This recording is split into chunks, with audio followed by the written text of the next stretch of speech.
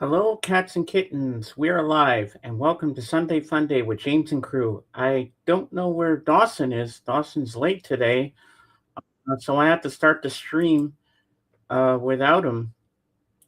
Not that I don't mind, but me without having my co-host, I get a little nervous with my anxiety.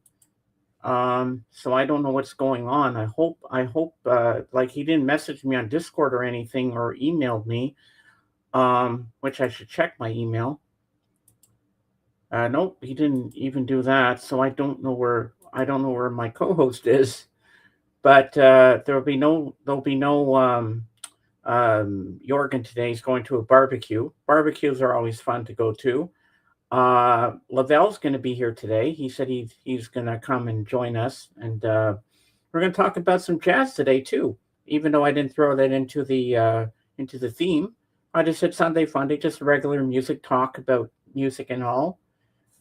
Yeah. Okay, Lavelle, sounds good. But I'll put the link out there so you don't have to. So I don't have to worry about that, and you can come up. Okay, at least I have some of the co-hosts with me.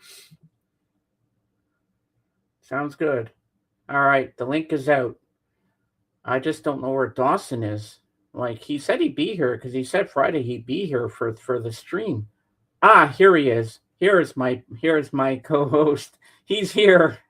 Okay, we're good. We're good. Well, I was worried you weren't going to be here. I was like, oh my god. Buffalo Soldier in the house. Yes, yes. Welcome in. So there'll be no Jorgen today. He's going to a barbecue, which is cool. But we're gonna have Lavelle here, and I thought even though it's Sunday fun day, we're just gonna talk about regular music talk and stuff. We're gonna throw in some jazz in here. We're gonna talk a bit about jazz, and Lavelle's gonna show some Miles Davis albums. And I thought that would be kind of cool to do that as well because I've been on a jazz kick since yesterday morning. I've been listening to the jazz channel, Real Jazz, on Sirius XM all day long. Even this morning, I was listening to it, and they were playing an hour of jazz music from like with organs in it, and I thought it was really fantastic. And one started out with this great drum solo. I was like, "Oh, I like this. This is really cool." Yeah, and I listened to a concert last night on that channel. They have concerts every from the House of Jazz, and I don't know exactly where it is, but they have that every Saturday night on that channel, and I really enjoy that. I look forward to that. So I've already put the link out in the chat for Lavelle. He said, "Give me a few minutes, and he'll be up, and you can pull him up when he comes on." And yeah, so we're gonna have a good stream today, even if Jorgen's not here. At least I have my co-host with me. I'm not worried anymore. Of course you're gonna panic. Of course you're gonna panic a little bit, but I know Dawson would never let me down. He knows my anxiety. He knows how I feel trying to do it alone. But even if he wasn't here, I'd still have Lavelle. But Lavelle's gonna be here, so it's gonna be fun. We're gonna have a good time today, and it's going to be really cool. Now we're going to go across the. Oh, I got to do my shout outs first. Dave and Jen, hello. I love you guys. Cadence and Addie, hello. I hope you guys are having a lovely Sunday, everyone. Um, Victoria and all her friends at Twitch, hello to you as well. And Christor and Carbo and them all. And now we're going to go across the room and say hello to my co host, Dawson. And he's got some news to tell us about some concerts he went to. All right. Hello, Dawson. Yeah, James, just relax, and we're gonna have another great one today. Yeah, we are. So, I'm yeah, I relieved went now. to I went to Ziggy Marley last night, and it it it exceeded my expectations. Yes, it was a perfect day out, and I think something that stood out was it was so much like his father. Ziggy Marley was the first born of. Hey, Tim. Hey, Tim. What's Tim saying? Hold on. I got to highlight this. The music industry is playing on to use AI labeling to alert fans on any AI usage on songs. Oh wow, really? Hey Zeb, welcome in. All right, Hey sorry about Zeb, that. if they use labels, I mean, if someone uses AI and then they use the label, then it's just more accurate, I guess. Maybe. The resemblance to Bob Marley, obviously his father, um, it's like Bob Marley wasn't supposed to sing perfectly. It wasn't supposed to be on tune. It wasn't in like typical pop. It was just he sang from himself, from saying from the heart. And so I think that's what stood out about Ziggy Marley was about around the same, and he just let out whatever had to get out of his voice, and that's why so many people love that music be, because it wasn't supposed to reach some type of standard. Obviously, it has high standards in the how you represent reggae and how you present yourself, but Mm-hmm. the the timbre of the voice was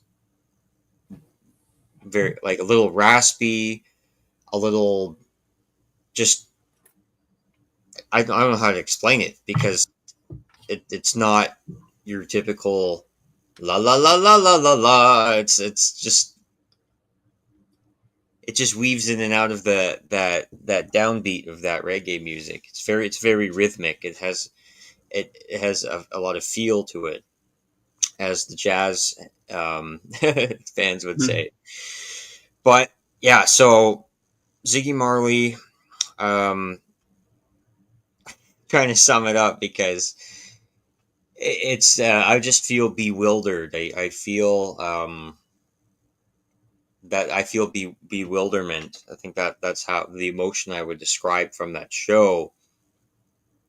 But it was a good mix of his original music and Bob Marley music, and world class. I always say that, but it's Hey true. Lavelle. Hey Lavelle, Hold it's always world class because the best reggae you could probably find in the world would probably be the Wailers, and then Mm-hmm. the Al Anderson's band, and then probably Ziggy Marley. You got Burning Spear. You probably have other original members from the Wailers, but this is some of the best reggae music you could find in the world. So I'd like to Wow. thank Ziggy for last night, and oh yeah, that's my news. And did he do Buffalo Soldier in honor of his dad? No, I don't think he did that. Hey, did he do Joy and Blues? I love that song. Joy and Blues is cold, man, by Ziggy, man. I love that song. I am not too familiar with Ziggy's music. There was a couple songs I enjoyed from when I discovered him. There's a couple songs that I was like, I don't really know. I kind of have to warm up to Yeah, this. Joy and Blues kind of almost like it's more like it reminds you of his dad. It's more of his dad type vibe. Ah, It has that um, dad. He has his dad type vibe. That's to me. It's like more of the conscious reggae. That track. I know he probably did like Look Who's Dancing. I know he did that one. That was like a really popular song. I only can tell like from the Bob ones he played, and there was some of his solo stuff that I was totally into that groove.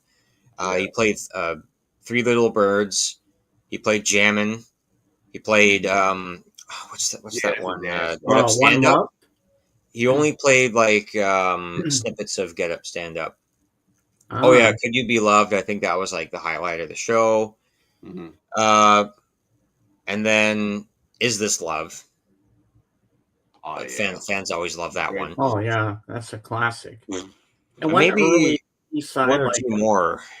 Oh yeah, one piece I like of Bob Marley. It's an early track called "Rock Steady." Yeah. Oh yeah, that's the early stuff.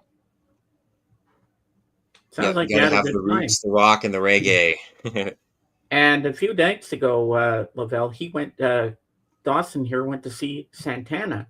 Oh yeah, I saw him on the Shaman tour. I know now he kind of sits down in a chair and stuff, doesn't he now? Does he sit? Yeah, I think for He's up there. 70% of the show he sat down, but 30% he stood up. You know, when he really feels that, when he feels the music and when they're in the groove, as they say, but when they're locked in, he stands up and he starts walking toward the bass player or the drummer, and they just connect. Oh And then yeah. and boom, and then they're off in their world again. I caught him on the tour right after because Supernatural was like his comeback. I caught him the next album, Shaman. I saw him at the World Theater, and Angelique Kidjo from Benin. She opened up for him and she performed with him. Ooh. And his guitar tech was he ended up coming on stage. His guitar tech was Stevie Ray Vaughan's guitar tech, which was so crazy. So it was pretty cool. Yeah, I saw Santana. Santana was really good live. So the Shaman tour, was that more? What do you say? It was more earthy, or did he have like a Yeah, it was hard more rock? earthy. It was more earthy, and he played a lot of the stuff from his earlier stuff. He went back to like the earlier Santana stuff, which I was You shocked he got went it. back You to all know, of that stuff. Woodstock. That's where it comes from. Mm-hmm. Yeah, he's a great player though. His stuff was pretty good. I don't hardly go to concerts anymore. The concerts are so expensive, but I could say I saw so many people that I'm all right. I know I still got a bucket list of people I want to see, but I doubt if I get to see them. McCartney, like one of them. Neil Young, Bob Dylan. I've never seen them, and it's like I don't think I'm ever gonna see them. So No, I don't think I will either. But my cousin saw Bob Dylan a couple of years ago. He said it was the worst concert he's ever been to. oh, for real? Yeah. Somebody else told me they saw him too, and he wasn't that good. Well, you got to think he got to be in his 80s right now, 70s or 80, upper 80. So Shinedown's Eric Bass is stepping away from touring to deal with a mental health crisis. Oh yeah, no, I don't even know this band.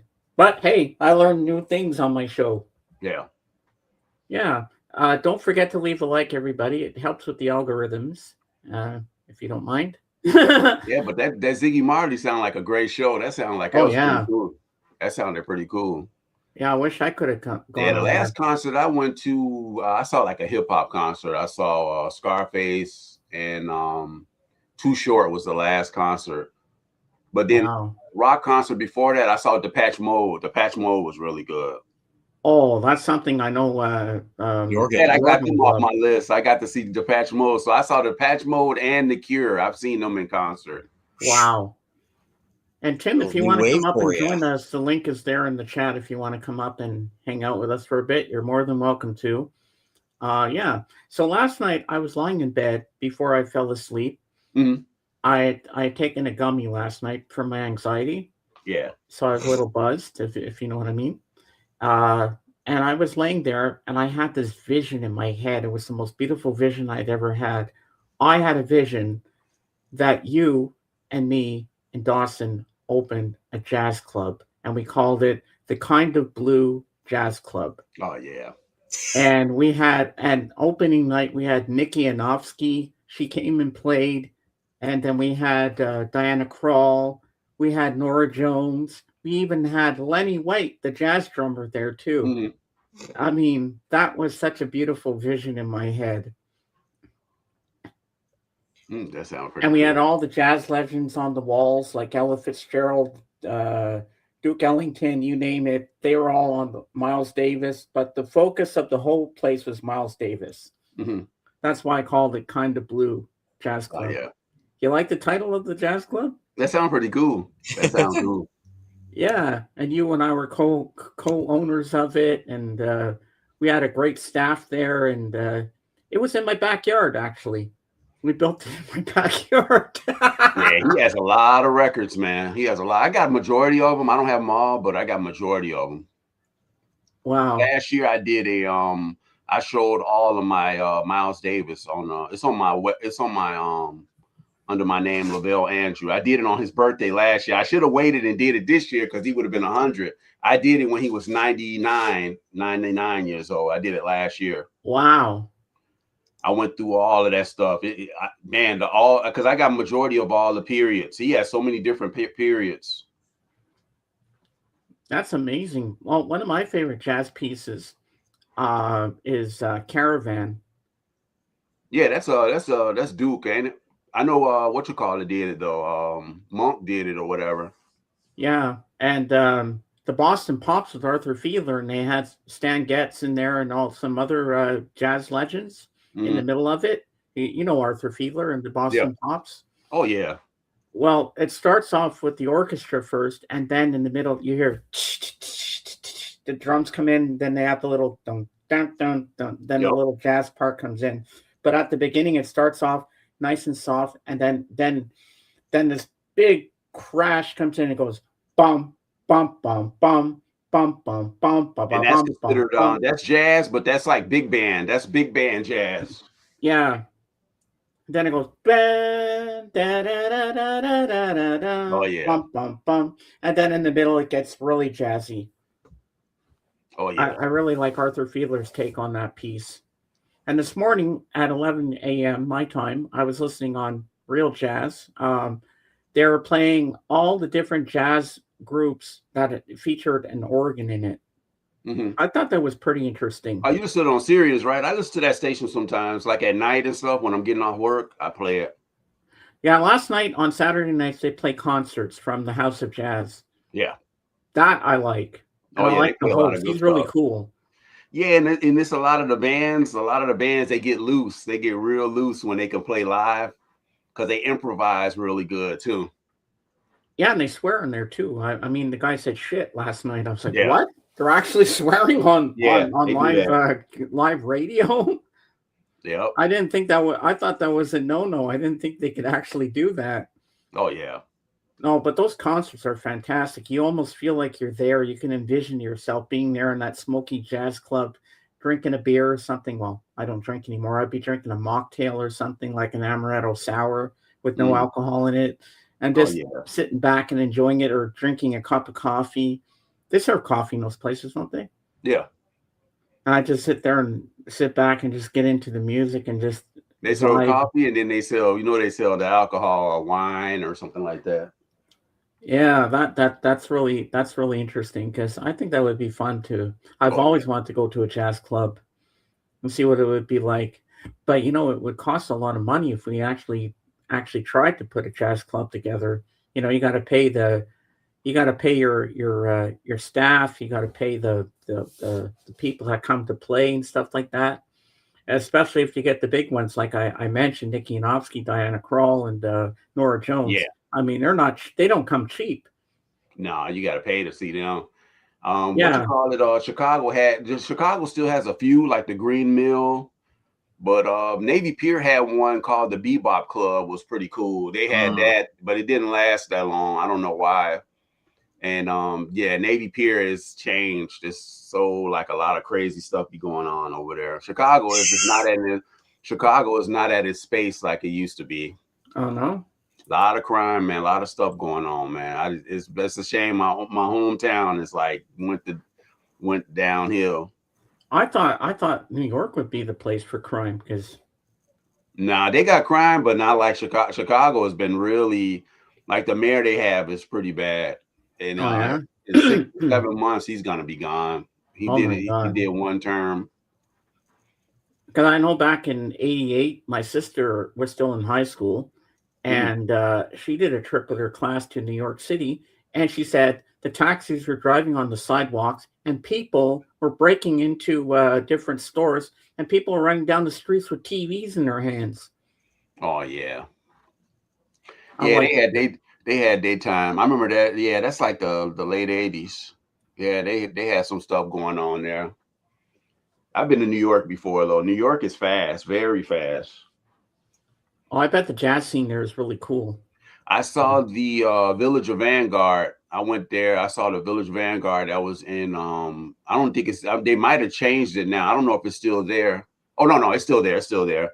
That's actually the same place where Bill Evans recorded that Village of Vanguard. You know the album. I think so. I think I've Sunday at the heard of Village it. Vanguard. I can show you what it looked like. All right. Yeah. This one. Let me make you big. Yeah, it's this album. Oh This is wow. the one that Bill Evans recorded there. It's still there.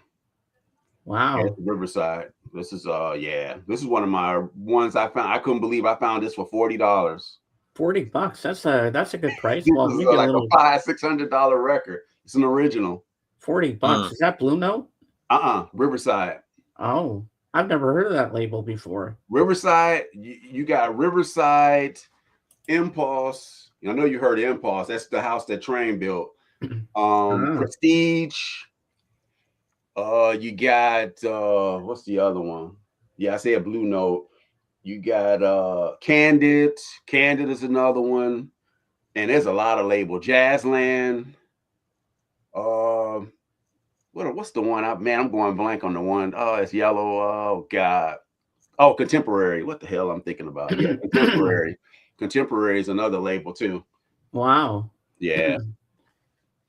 Yeah, but this place was in New York. They record people. I think they still do shows and stuff there. So that's amazing. I'm so happy you're here today, Lavelle. I'm feeling a little emotional right now because I'm missing my mom a lot this summer since she passed away, and I'm happy you're here. You made my day.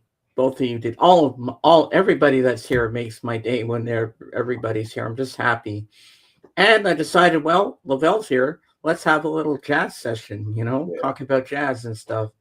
I know a little bit about it, but at least we have the expert here who knows. Yeah, I'm gonna show you a picture. This came in one of the LPs. All right, you want to make him big, Dawson? This is the picture. Right. This was taken. It came in some of the LP box sets. This is the picture taken at the Village Vanguard. Ooh, that's Bill Evans in the middle, and you got Scott LaFaro. He died in a car crash. No. And that really messed him up, Bill Evans. And I'm going blank. That's bad. The names, but what's the old boy name? I want to pronounce his name. Yeah, I never pronounce his name. Some people say Paul Modian. I say Paul Motion, but that's the drummer. So that was a trio. Wow, so, that's pretty cool. That came in the Village Vanguard MoFi box. I kept the picture. I sold the box because I got the analog production one. Well, dude, you got to frame that thing. Yeah, I'm thinking I'm gonna frame them. Oh yeah, that's a keeper right there. Another one too. It's another bill. Oh wait, yeah, make you big again. Sorry, there we go. Oh, that's cool. Bill. Probably one of my favorite piano players. Yeah. But I remember once I was listening to the Fab Forum on the Beatles channel a couple of years back, and they had the jazz drummer Lenny White on there. That guy had me so emotional. I was crying when I was listening to what he was talking about. He is so down to earth. Like he says it like it is, Yeah. He says, you break up with your girlfriend. You're sad. You can go to a movie and for 2 hours or more, you forget about all your problems. But he says the most important thing is when you're down like that, put on a record, put the needle down, sit down, listen to the music. It's going to make you feel 100 times more better than you ever thought you would be. Yeah. I cried when he said that. I'm like, that is good motivation. Like, I've never heard a musician talk like that before. That's why he's in my name, as you see. And I thought that guy was so inspirational. He became my hero.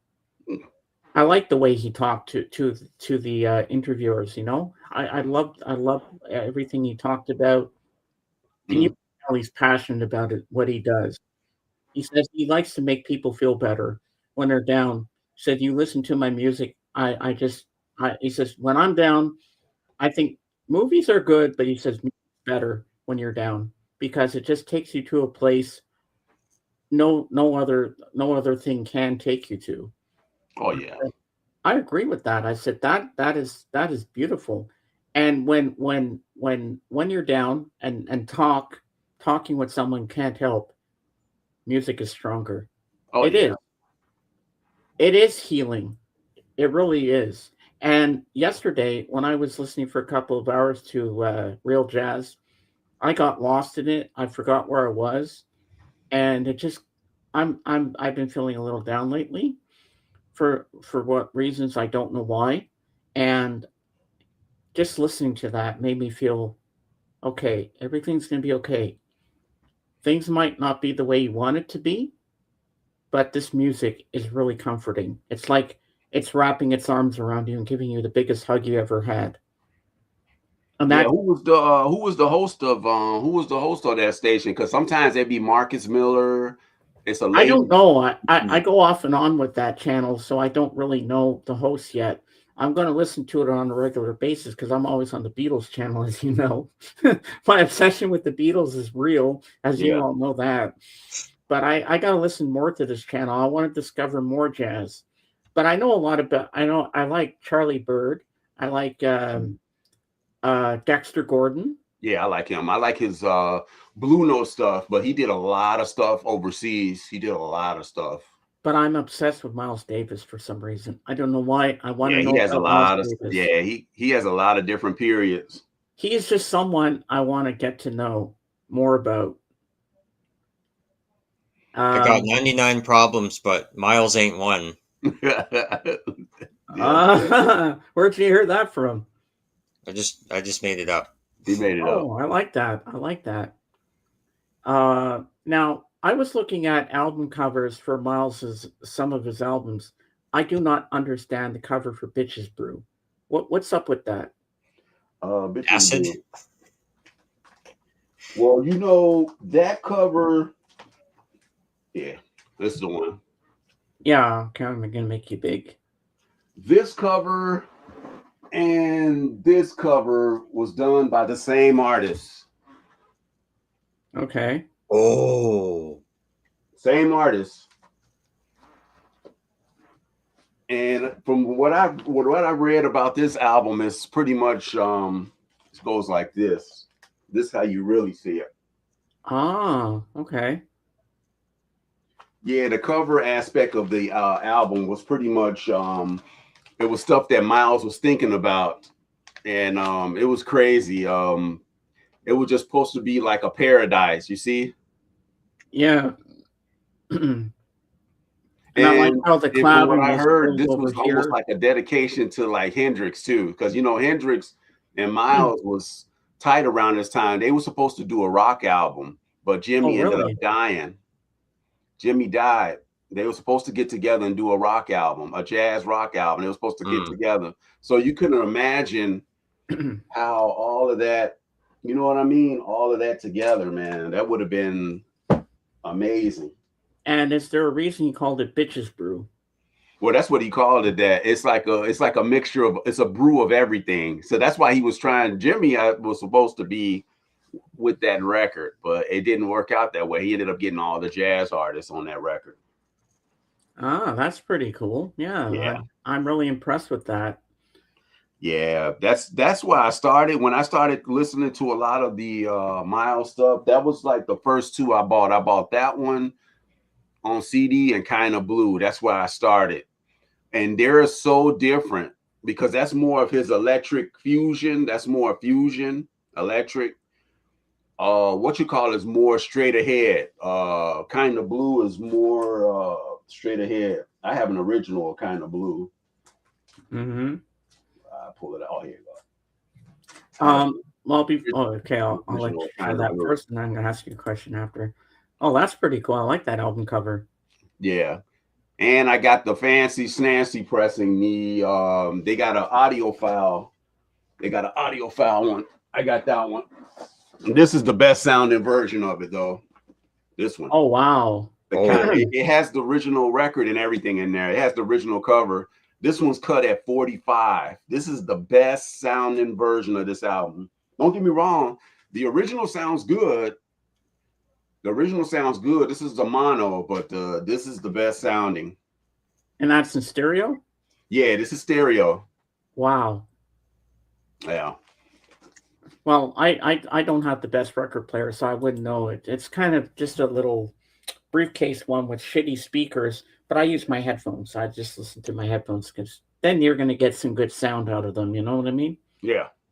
Okay, what was my question? Okay, I know there was. Hey, Jenny, how you doing? I know there was a lot of racism back in the '60s. Was Miles discriminated and all that during that time? Yeah, this album here. This one. Okay. This was technically his first album on Columbia. You don't see Miles Davis on there. They put a lady on the cover. Mm-hmm. So they refused to put Miles Davis on there. Miles Davis hated this cover so much, he ended up reissuing it with his picture on. I don't have that one with his picture, but I bet that one's very rare to find. Huh? I bet the one with his picture on the front is very rare to find. No, actually, it's this one. Oh, yeah? Yeah. Well, you're lucky you got that one. Yeah. It's on the 6th side when he was on Columbia, but yeah. And he got mad. He said, "Oh, why you put that bitch on the cover?" You know, that's what he said. He was pissed off. Oh, I can imagine. I would be too. But just because you're a different color, why would they treat you so wrong? It's a lot of in jazz. That was really big in jazz because then you had people like Bud Powell. Bud Powell was a famous piano player from New York. He was one of the ones. He got harassed and stuff when he used to perform. They arrested him and beat him, and he ended up being in a crazy ward. He was one of the great. Let me pull his album. He was one of the great piano players. I love how he just pulls him out of thin air. You're right, James. He does. It's a magic power. I know it's exciting to watch him do this. Yeah, I grabbed 4 of his records. But all right, let's see. These are early pressings. This is how most of those covers look like that. That's volume 1, volume 2. Oh wow! And he was friends with. This one's like an second press original, but this is. He was friends with Sonny, so Sonny Rollins is on these records. And then here's another album that he did too. Great piano player. He influenced. He was a big influence. See, most of these here, the volume 1, volume 2. This was recorded back in '52, but they didn't release this until they put them all on a compilation. That's why it's volume 1, volume 2 from 57, 56, 57. This is another one of his records. This was an original from there, volume 3. And then you probably seen this one before. I might have. Okay. Yeah, that's the one with the little kid in there. This is like an iconic jazz cover. This is like a 3rd or 4th, 5th press or something like that. It's not an original. I wish I could find an original, but this one sounds really good. It's a mono. Well, just be happy I have a copy. Yep. That's Bud Powell was one of the ones that he came from that period. He was around a time with what's his name? Charlie Parker. They did an album, the greatest album. It was supposed to be the greatest jazz album of all time. It was the greatest show. It was him, Charles Mingus. Yeah, let me pull that one. I got that one. All right. I should have pulled that. I always get excited. Oh, I got this. I got that. This is great. I always get excited for that. I was trying to help you out there. Yeah. I was like, what's going on? You can make him big next. We'll take turns doing that. Okay. Yeah.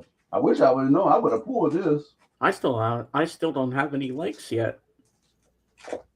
I'm surprised. Nobody loves me today. Yeah, give me a sec. I gotta find it. I know I have it, but that's weird. But I don't worry about it. Like you said, don't worry about it. I'm still having a good time. Well, John Coltrane didn't worry about who was watching. He just kept playing. Yep, that's it. You're right. Definitely.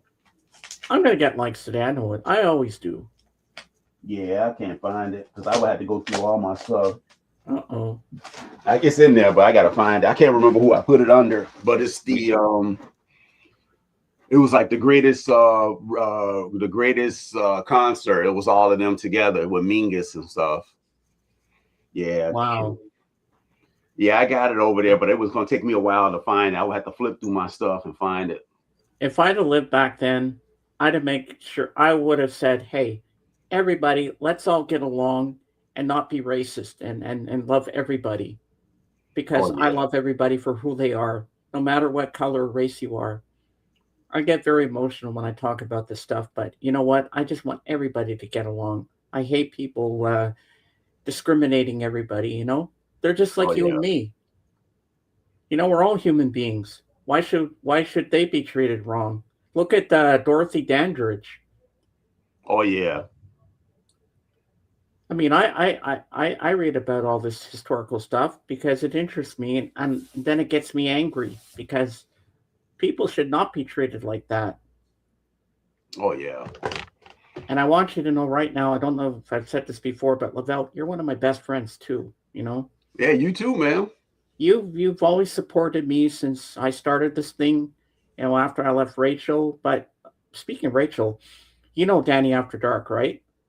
Yeah, I see her watch. I watch a couple of her stuff. Yeah. Yeah, I was on her stream last Sunday because it was Mr. Beckham's birthday, and I went up to say hello. After I dropped off, Rachel came up and wished him happy birthday, and she even said nice things about me.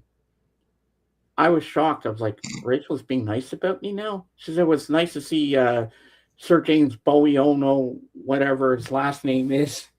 But she was very nice about me for Yeah, I once. think a lot of people when she took her channel down, a lot of people there wasn't as many people anymore. I think a lot of people didn't go back. A lot of people just went on their own separate ways because I could tell by she doesn't have as many subs. She got a lot of subs, but it's not like how it was before.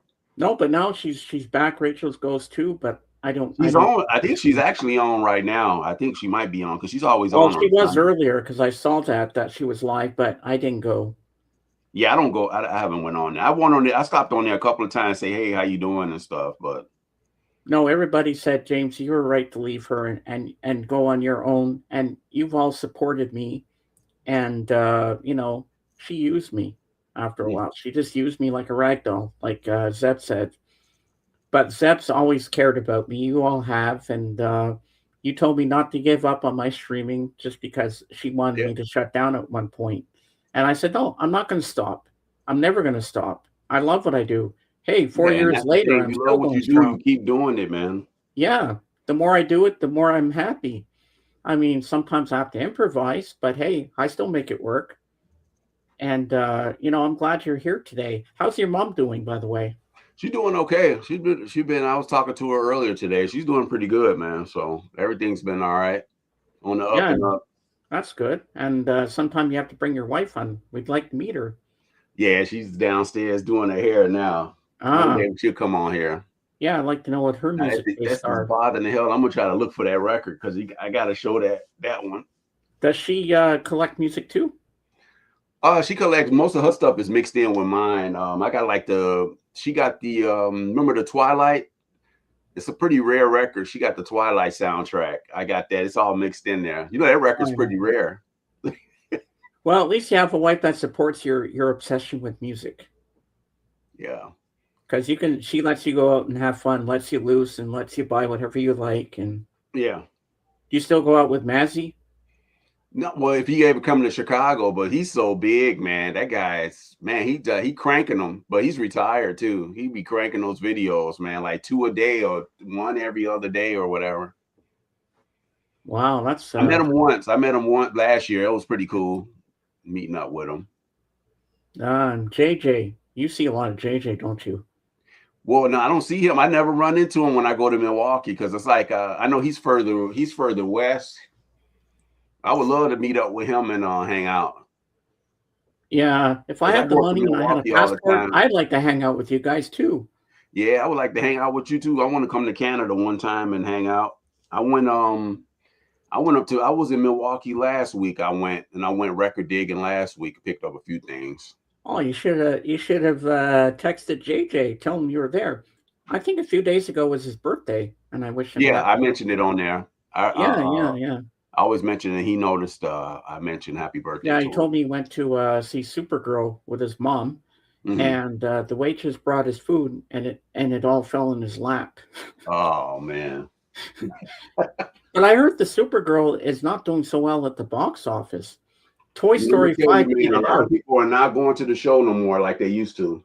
Well, I like going there from time to time. Me too, Uh, but it's just not. Everything's different now. As far as movie wise, it's a lot of people are just streaming. It's well, weird because that the music was like that for a while, but now everybody is going physical media. Now everybody's getting out and about. I see a lot of younger people when I go digging. I see a lot of younger people out there digging a lot of younger people with their parents. I like seeing that. Me too, because that keeps the that keeps the art alive. It keeps it going. Yeah, Not yeah, only it just does. buying records, they're buying CDs too. So that's still cool. They're buying some type of stuff, physical media. All right, Dawson. I want you to put Lavelle to the test. Do you have any artists that you like, Dawson? Ask him any album. He's probably got it, and he'll pull it off the show for you. Bob Marley. Oh yeah, I got him. Yeah, I got him. See, I told you. That's an No, it easy just one, on my man. mind. That's all. That's an easy one, man. It's B. It's right at the beginning of the alphabet. I show you. I pulled a couple of them. All right, you want to make him big? All right.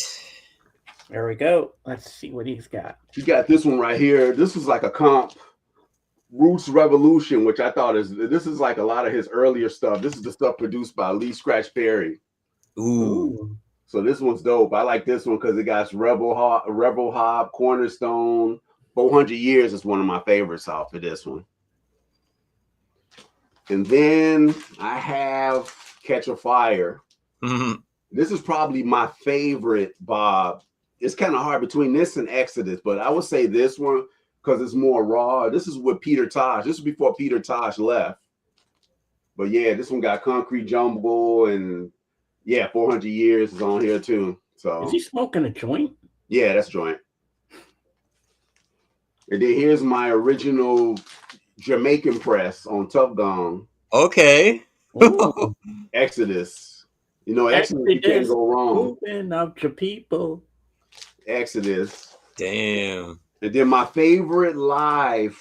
This is my favorite live, Bob. I know a lot of people like Bob Marley live. I like Babylon by Bus. Okay. Peter Tosh was already gone on here, but it has everything on here. This is a 2 LP set with the window. Oh, I love that cover. Yeah, I like that one better. Yeah, I know live is kind of short. That's why I never it comes out like this. Oh, that is so cool. Yeah, it took me a while to find a nice copy of this. It makes you feel like you're at the back of the bus. And then here's a comp. This is a comp too that this one right here. This one has my favorite song on here, Iron Lion Zion. Natural Mystics on here. And I like a lot. Pimper's Paradise. That's one of my favorite songs by him. But Iron Lion is my favorite Bob Marley song. Oh, that's awesome. He recorded it in the late 70s, but it didn't get released until the 90s when they came out with that Songs of Freedom box set. Oh, wow. That's amazing. Yeah. Right, Dawson? Ask him another band you like or solo artist. AC/DC. I wish I had them. I don't have. I like them, but I don't have. I know they stuff Back on Black and Hell's, I like that album, but I don't have anything about it. I wish I did. I wish I had. That's the one artist I need to pick up. Yeah, because they probably have you'd probably want the Australian pressings and the Australian that's the ones I want, like the one with the arm. It's like this. You ever saw that one? It's one, the Australian press is like this. The other one, it just has their picture on the cover. It's probably Dirty Deeds. Yeah, Dirty Deeds. That's it. With the big arm and the tattoo. Yeah. All right. This one's going to be for what's her face? Kate. You have any Alice Cooper? Nah, I'm not Alice Cooper. I'm not too. I don't know. All I know is School's Out, but I'm not too familiar with a lot of his stuff. How about Ozzy Osbourne? You have any Ozzy? Yeah, it's right there on the shelf. Ah, cool. That's one. Yeah. Nice. Yeah, Yeah, that's the original. That's an original I picked up. That's the one with Zach Wild, No Rest for the Wicked. I like that record. And I got No More Tears. nice. Yeah. And then I got the Sabbath. I got the first 4 Sabbaths. Awesome. Do you have any Led Zeppelin? Oh, yeah. I was just talking. My buddy was just asking me about the Led Zeppelin yesterday. Yeah, I got them. That's like You can open a music museum. We'll have yeah, I that. got an okay stack. I don't have everything though. All right, make them big there, my bro. He's not just pulling records; he's pulling stacks. He's pulling Yeah, everything. I got this one. This is a 77 George Piro's press. This was recommended. This one is one I bought from Patrick, the vinyl archivist. Well, he used to be the vinyl archivist. Yeah. Now he's Pitfall or however you pronounce it. Yeah. And then I got these pressings, and then I got the original, the R.L. Ludwig. This is the original R.L. I hate Mark put his name on there, but I found it. Why would you write on an album cover? That is just wrong. Yeah, but yeah, this one is this is the original RL cut, the one that was banned. So this one goes for some money, this one here. Why was it banned? It was banned because it was cut too hot. When they cut this record, when he put the needle down, the needle would jump off the record, causing it to skip. So they ended up went in, this was cut by Robert Ludwig. They had to go back in and recut it with a quieter tone. So these are the ones that are most sought after. This is the Robert Ludwig / the Super Sound, the SS. Okay. Nice. And then in the early 2000s, they came out with the classic records pressings. I got almost all of them. I got this one. Nice. This one has the wheel turns. This one's cut. This is cut by Bernie Grumman. These are 200 grams. This was the first one I had bought. Wow. These are all classic records. This one's another one. This is Physical Graffiti. That's the one of the later ones. I have Physical Graffiti. This is a double LP. This one's cut at 200 grams. Houses of the Holy, 200 grams. This they want to ban that cover too. Yeah, you know, this one folds out. Mm-hmm. And then I have number 4. Everybody knows this one. Oh, I got that one. I found this at Reckless Records. They had just got it in. They bought a collection, and I was like, "Damn!" And I bought it. It was I paid $60 for it. Now it's all of these go for a lot of money now because they went out of print. So then, what's his name went back in, and he had Jimmy Page went back in and remastered all of those. Those don't even compare to these. These sound way better. And my favorite song is on that album. When the like Stairway? Yeah, on that one. When the Stairway is dope. I like Black Dog, Stairway. Yeah, Stairway's good. Yeah, but that's my Zeppelin. Wow, you got a lot there, man. That's quite something. Yeah, I love Zeppelin, man. Zeppelin's dope. Now I'd like a little biography on Miles Davis. Ooh, man, that's well, born in East St. Louis. The thing with him, he was around Clark Terry when he started playing. So I go through some of the stuff I have by him, his earliest stuff. All right, make him big. Here we go. Let's start with this one. Dig. This one was recorded. They put this in a compilation, but this is like the earlier stuff. That's him with the prison suit on. And this is when he was with Sonny Rollins. He started off, he went to Juilliard, and at Juilliard, he went to Juilliard during the day, and then at night, he used to hook up with Charlie Parker. He used to go to those nightclubs with Charlie Parker and Dizzy Gillespie. And he said he had the most education when he was playing with them. And that's how he ended up changing his sound. So yeah, this album right here, it has Jackie McLean, an earlier one with Jackie McLean, Art Blakey, and Sonny Rollins. That sounds like an album I'd like to hear. Yeah, and the first one, the one that really started getting him noticed is, this one, Birth of the Cool. This is like a second press, but this is a nice, clean copy. Birth of the Cool. This was his. This was really his breakout album. That's amazing. Yeah, so that's early 50s. It was on Capitol. That was the same label as like Nat King Cole. Ah. And then he started doing, and then another album. This one right here. I remember I found this. I paid like $20 for this. This is an original. Wow. They just did a reissue of this. This is another one with the prison suit, like the blue one. Mm-hmm. Like the blue one. See, it's a suit similar, same suit. Yeah, it almost looks like that cover. It almost looks like Frank Sinatra in a way. The way he's dressed. But now, yeah, what this one is right there a here. reason why he's wearing the prison suit? Yep. And this is with Red Garland and Oscar Pettiford. But yeah, this is an original on the 450, the West 50th. Yeah. God, I wish Jorgen was here for this. Yeah, he started off doing that, and then he's hooked up on the other one. Then when he started really, because I showed you the one with the lady on the cover. Yeah. That's a great record. But this is when he started finding his stride. When his first quintet. This was like the first quintet with John Coltrane, Philly Joe Jones. Nice. That's beautiful. That's the original. That was Philly Joe Jones, Paul Chambers. Yeah, this is when they all hooked up. Red Garland. Wow. I always liked this because of the red. I actually have the mobile fidelity one too. They have but yeah, that's when they first hooked up on that album.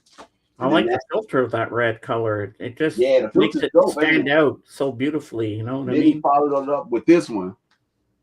Ooh. This one's nice too. This is a I like that cover. Milestones is dope. Check that song out when you get a chance. You'll like this. It got some nice groovy beat to it. Oh yeah? Yeah. Same. I'm gonna have to look up his discography and listen to it on YouTube.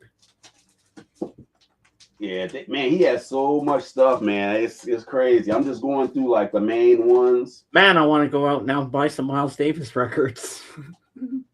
Yeah, he got a lot of stuff. And I got to get his famous ones, Kind of Blue and Bitches Brew, of course. This one's good too. This is an original. This one's dope. Working. Ooh. He did 4 albums: Steaming, Working, and Cooking. Wow. Yeah. Those are all like I have all of those, but yeah, this is the best one out of all of those. Cooking is good too. Cooking is Cooking will look like where is that at? I know I got it in here. Where is it at? Cooking. Yeah, Miles got a lot of stuff, man. Where did I put it at? I know it's in here. Cooking. Not there. Ah, there you go. I know I had it in there. This one. Oh wow. Yeah. That's pretty cool. I like how the album covers are so different. Yeah. The steaming, he's smoking cigarette. Yeah, that's I like that. Yeah. Oh yeah, relaxing with too. I forgot relaxing. Relaxing part of that too. Well, I like the cover. He's relaxing. And steaming I got over there, the fancy analog production. He went on to that, and then you get to then he hooked up with Gil Evans. Gil Evans was a good he was like a good instructor. He was a composer. Like not a composer, but he was an arranger. Gil Evans was an arranger. So then he did albums like this one. You would probably like this one too, James. Porgy and Bess. Oh. You'll like this. This is like all of the, the Porgy and Bess. This is like standards. Oh, I think I would like that because I love music. I picked this up. I paid like $7 or $8 for this. This is an original. $7 or $8. That's pretty good. Pretty clean. It goes for a lot. Records could go back to that price again, Yeah, and I bought this one. I remember I bought this at Oak Park. Wow, that's pretty cool. And then it goes into, and then you go into and this was the real bona fide classic here. He hooked up with Cannonball Adderley, Wynton Kelly, Bill Evans, Jimmy Cobb is on here playing drums. That's an album I definitely want to get because it's one of this is like the masterpiece of all of those records, man. This is like Yeah, that's like the masterpiece of those records, man. But yeah, but it was something that happened with Bill Evans on here though, because when that Bill Evans was on here, from what I heard, Miles Davis kind of gypped them out of that. That's why you notice they never really did another recording again. So it must have been, it was something with the money and stuff back then. Yeah. So Bill Evans went off and did his Village of Vanguard. So, because this was 59, Village Vanguard was like 60, 61. So it was like right after that, he found his own lane. So, you know what I mean? Mm-hmm. But yeah, Kind of Blue. And then it goes into, that was the first, most of this was like the first quintet, and then he did Kind of Blue. Then he went into the second quintet, which was this one here. Well, you know what? I'll go with what you call it next before I get to that one. All right. After Kind of Blue, he put out a classic, Sketches of Spain. This is a great record too. This is real chill. My wife loves this. My wife loves this record. This original stereo. My wife loves this record. I put this on and she'll know it right off the bat. She actually watched the documentary. She really loved the documentary on him. Oh, I'd have to see a documentary on him now. Yeah, that. And then they did this album. He ended up and this is still part, almost like all of the first quintet is on here. Oh wow. But they changed Philly Joe Jones is not on here. It's Jimmy Cobb, Wynton Kelly, Paul Chambers, John Coltrane. Someday My Prince Will Come. This is his first wife, Francine. So yeah, then it goes into the second quintet. This is his first wife, Francine, again. This is the same lady, but a little bit later. This is her. If you look, you could tell that's the same lady. Oh yeah. That's pretty cool. Like the beginning of the second quintet. See, this one had Herbie Hancock, Tony Williams, Ron Carter, Wayne Shorter, which passed away. He passed away a couple of years ago, Wayne Shorter. Well, yeah, this is a stereo. I remember I bought this. I was working at Radio Shack in Hyde Park. I remember I got this from Hyde Park. I never forget that. I couldn't believe how clean it was. Some original 6i. Not 6i, 2i. I mean, 2i. That's amazing. You got those. Then it goes, he did so many. Here's a popular live one. Miles Davis in concert. Oh, wow. Oh, I like his tie. Yeah, he was a sharp dresser. But you know how he ended up being a sharp dresser? How? He learned how to be a dresser is when he was hanging out with Dexter Gordon when he was in New York. Oh, nice.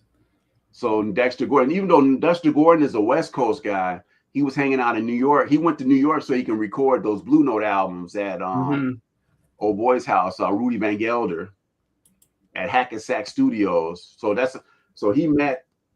Yeah, he hung out with Miles, the nightclub, and I said he was like, he said Dexter was a sharp dresser. Wow. Then after that, he broke up with his wife, so he started dating her, the famous Cicely Tyson. Oh, she's an actress. She was all the way to his death, pretty much. Yeah, all the way to his death in 91.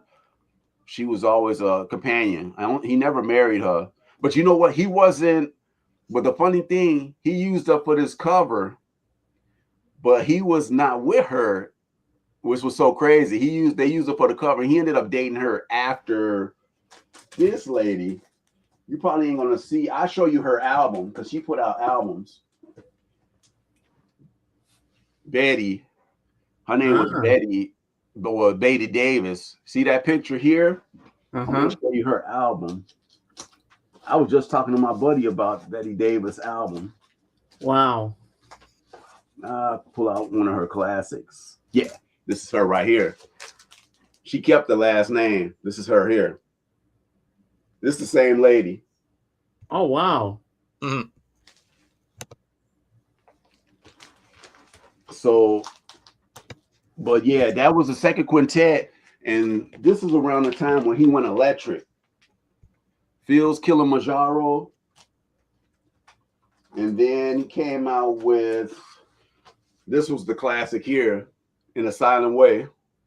I know you've seen this one. This is a nice chill record. He looks sad on the cover. To, the one I showed earlier, Bitches Brew. Remember Bitches Brew I showed you? Uh-huh. He looks sad on that cover. Yeah, that's how that cover looked. And then he did that run. He had that run after Bitches Brew. I showed Bitches Brew earlier. Yeah. He started doing these live albums, man, in the 70s. I run through a couple of them. He did one or two studios. After Bitches Brew was this one, Big Fun. This one's dope, man. The artwork was pretty cool, man. The person that did the artwork. This is a 1990s Netherlands pressing.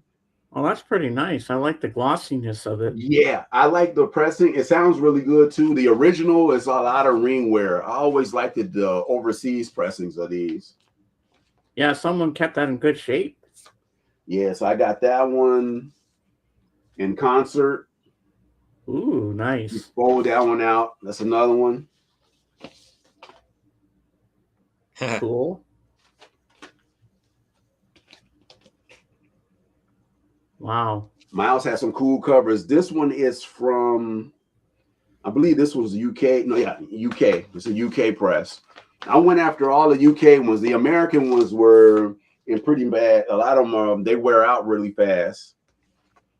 This is the same artist that did the Santana and Bitches Brew. You know who this is supposed to be? Was the chief of the police, J. Edgar Hoover. Really? Oh my God. Because they found out he was a racist. What he was doing was going around arresting all the black men and throwing them in jail. So Miles Davis found out about that and had the artist draw him as like that. Ah. This was actually my first Miles Davis record I ever bought on vinyl. First I know vinyl. AJK would like that cover. Half Naked Ladies. Yeah, AJK would like that. Then my wife's dad bought me this one. Ooh. This is an original Japanese. Oh, I like that Black cover. Beauty. Wow. Yeah, that's amazing. Yeah, this is original. It doesn't have the Obi, but it's like that. My wife's dad bought this for me before he passed away. He bought it for my birthday. I love Miles's album covers. He just comes up with something so beautiful and unique. And this is at the Fillmore. That was Fillmore West. This is just the Fillmore. And where's the Fillmore? I think that's in San Francisco, if I'm not mistaken. Oh, okay. Wow, that's amazing. And then this one I bought from a collection. This guy that lived in the John Hancock building. This is a white label promo. Get up with it. These are all his Rocky. This is all Rocky stuff. Ah. He put those two albums out. This one was dedicated to that boxer Jack Johnson. Ooh, I like the car. That's a MoFi press of it. Oh, there's a famous picture of him with the T-shirt with the trumpet. I love that. Yeah. Love it. Love it. Yeah. Yeah, there's nothing on there. And then this is the most controversial album out of all of his, On the Corner. This is, a lot of people trip out on this one, On the Corner. I don't see why it's controversial. I never understood it either. It's real rocky and cool. I like On the Corner. It's a great record. Then he does two live albums. These were recorded on the same day. Wow. These recorded on the same day. This one was recorded. It was the same exact day. One was in the morning. This was recorded in Africa, Agartha. And then this one was recorded in Japan. Same day. Crazy, ain't it? How you move from one place to the next place? Yeah, that's kind of stressful if you ask me. Yep. Like, how do you do two albums in one shot? And this is like around the time when he retired. Ah. So I guess that's early 1990, maybe? No, he retired in the 70s. This is another one too. Dark Magus is another one from the 70s. He retired. And then the 80s came. And he made a comeback. Yeah, and then these I got a couple of the 80s. I don't have all of the 80s. I'll show you the ones that I like. All right. Oh, you got Decoy. This one was recorded with John Schofield. This one actually folds out. Decoy. Decoy is dope. Folds out like that. Oh, that's so cool. I like that. And that's his artwork. That was his art. He used to be an artist also. During this time, he was still with Cicely Tyson during this time.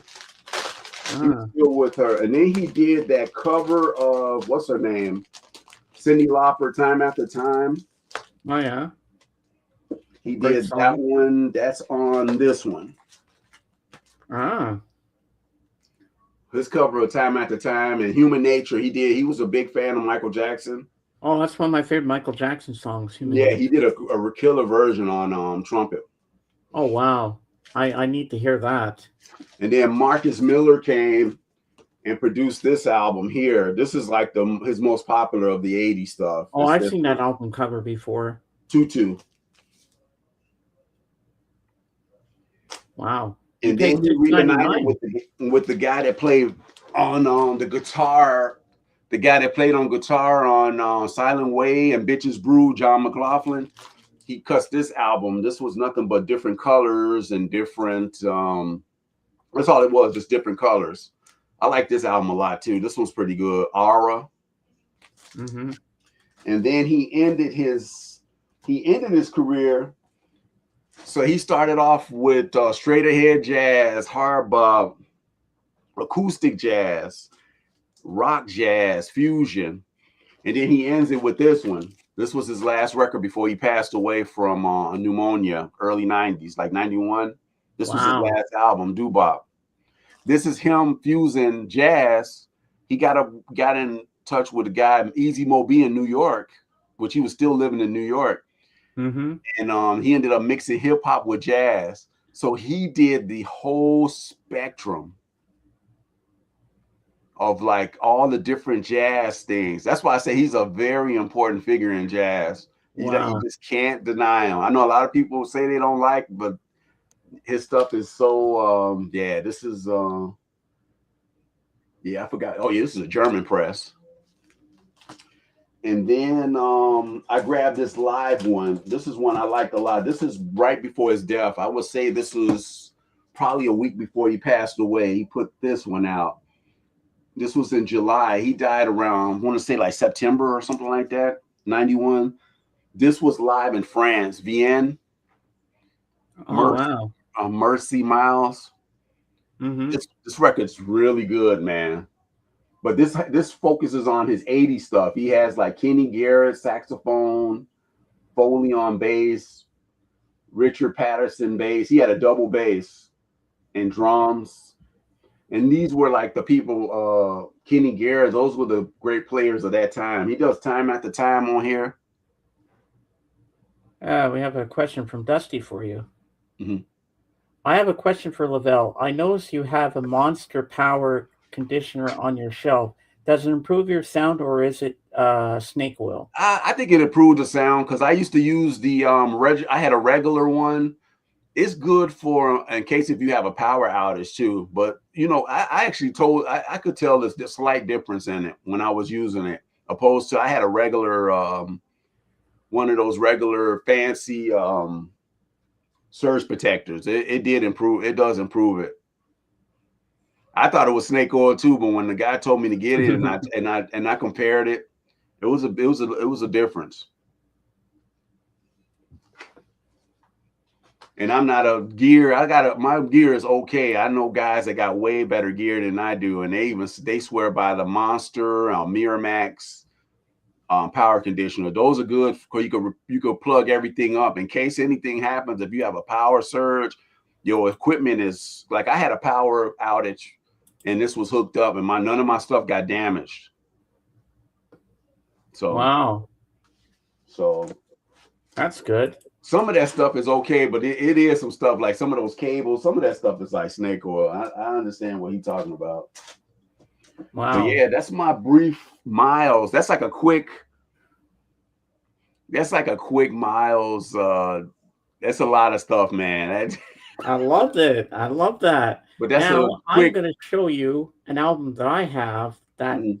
I only have it on CD. The record was like $60 Canadian. No. I said Yeah. to my nephew Matthew, "Don't get me on on vinyl because it's too expensive." I mean, this was like $41 for the CD, but still, hey, it's worth it.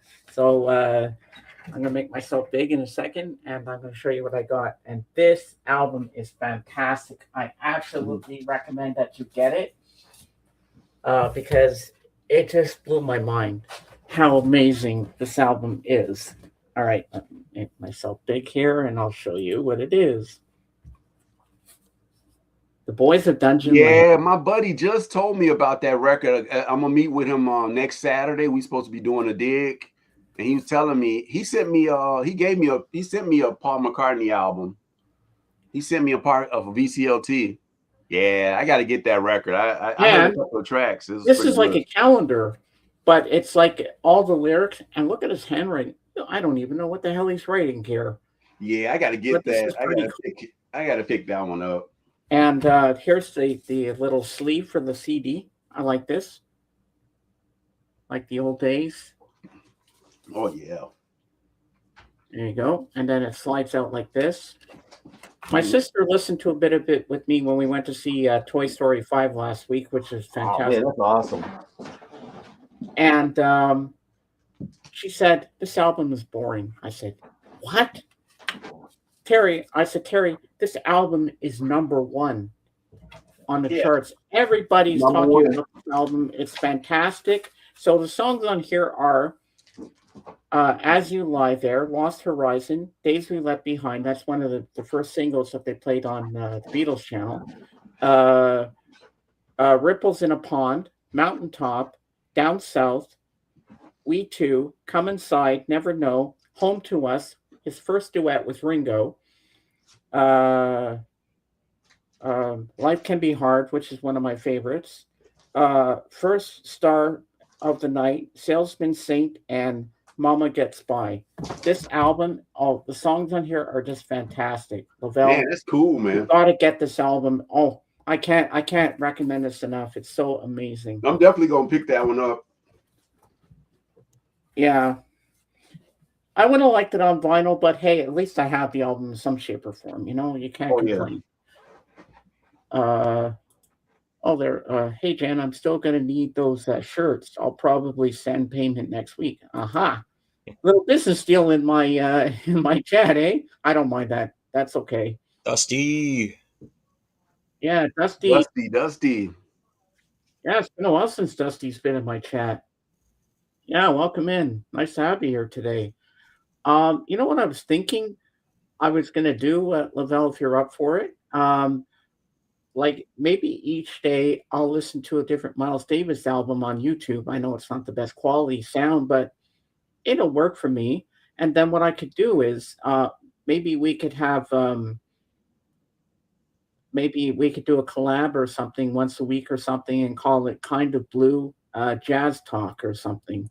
Yeah, that sounds pretty cool. It's just my time, and I work second. So it's kind of my time, and it's jacked up during the week. Yeah, if we can find a day to do that together, we could do it like an hour show or something, and I can give my review of the Miles album, tell you what I think about it, and you can recommend another one, stuff like that. I think that would be really cool to try that. Cool. I can't get my jazz club, but at least we can have Kind of Blue Jazz Hour or something like that. I think that would be really neat. Oh, the Rolling Stones dropped their new album. Yeah, I saw that. I'm gonna get it, but I've heard that it's okay. They said it's like Hackney Dime. They said it's the same. And Paul plays bass on one song, and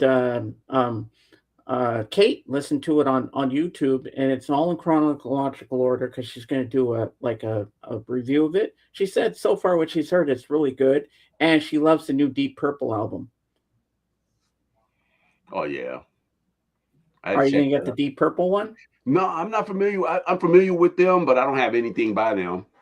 Overtime is a good thing. Got to catch up with the chat. Maybe not so good for socializing, though.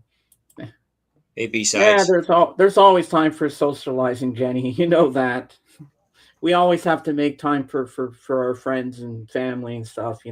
That's the way the cookie crumbles. Oh yeah.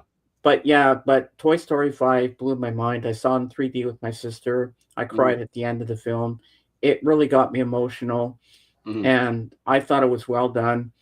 I'm hoping it's the last one in the series because how long can you milk a series like that for? Oh yeah. Then they have another Minions film out. It looks funny, but I'll wait till it comes to streaming. I'm not going to waste money to go see in the theater. But two I want to see in the theater is Christopher Nolan's The Odyssey.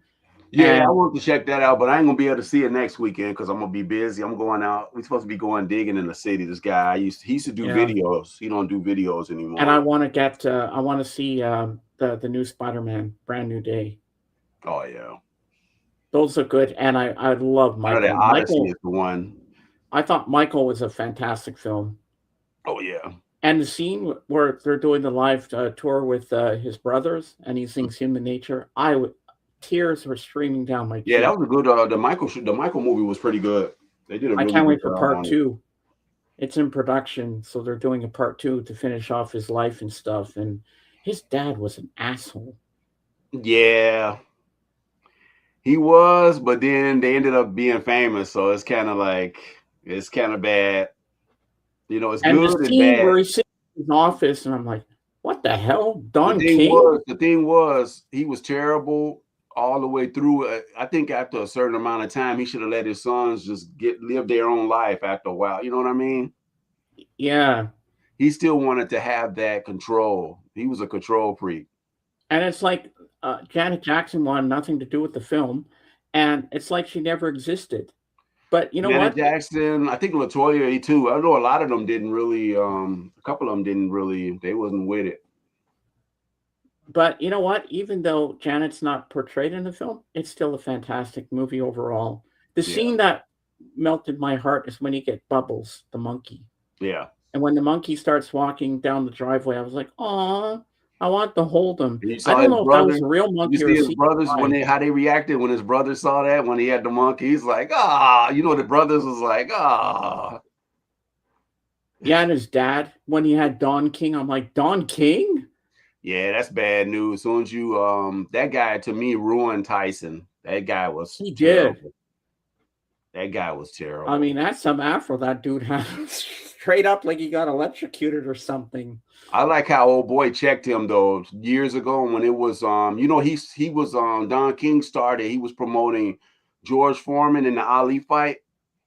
And how he was, that's true. He was, and they went to go fight in Africa. That fight that was in Africa. Uh-huh. Don King was trying to play like he was, talking all that mumbo jumbo stuff, and what's his name turned around and checked him, Ali. And Don King was like this, like he looked stupid because he was all trying to play like he was big shot. Well, he deserved what he got, And you saw who won that fight. The Ali, man, he tore George Foreman up, man. Oh, he floated like a butterfly and stung like a bee. Yeah. I never saw it because I wasn't alive at the time, I don't think. But the movie that Will Smith did, the movie was pretty good. He did a good job. I like when they're all chanting "Boombaye, Ali, Boombaye, Yeah, that's Ali." true. That was true.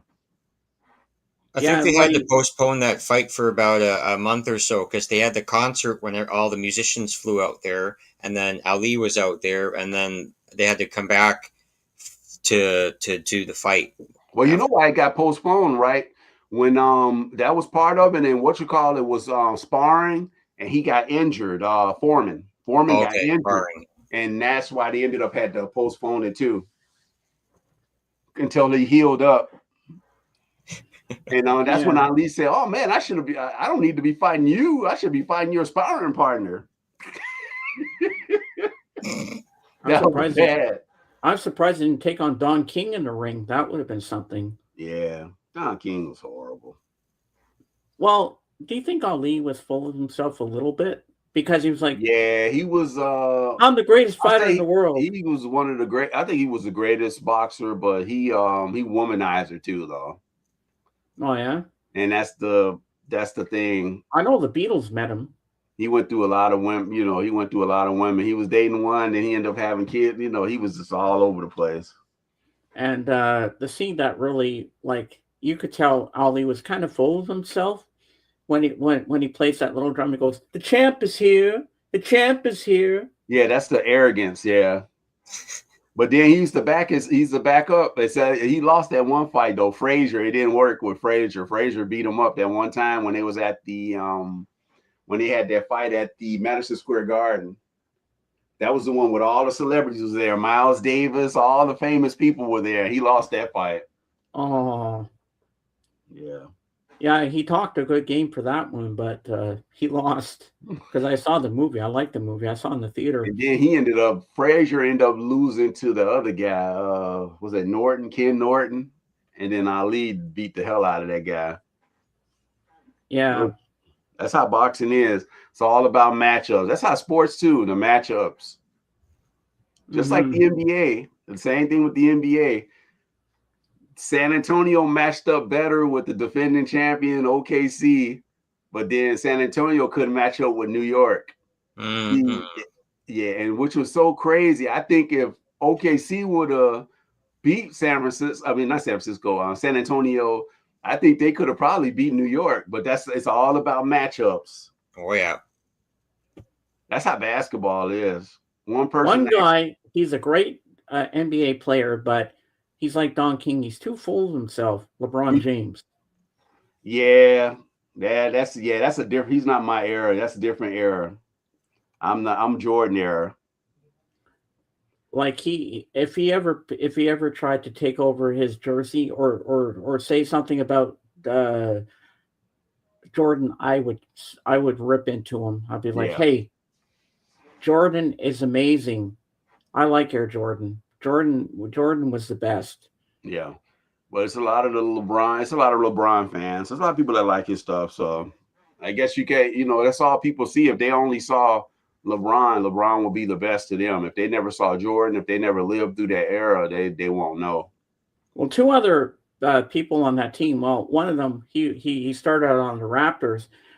Chris Bosh, he was good. Yes.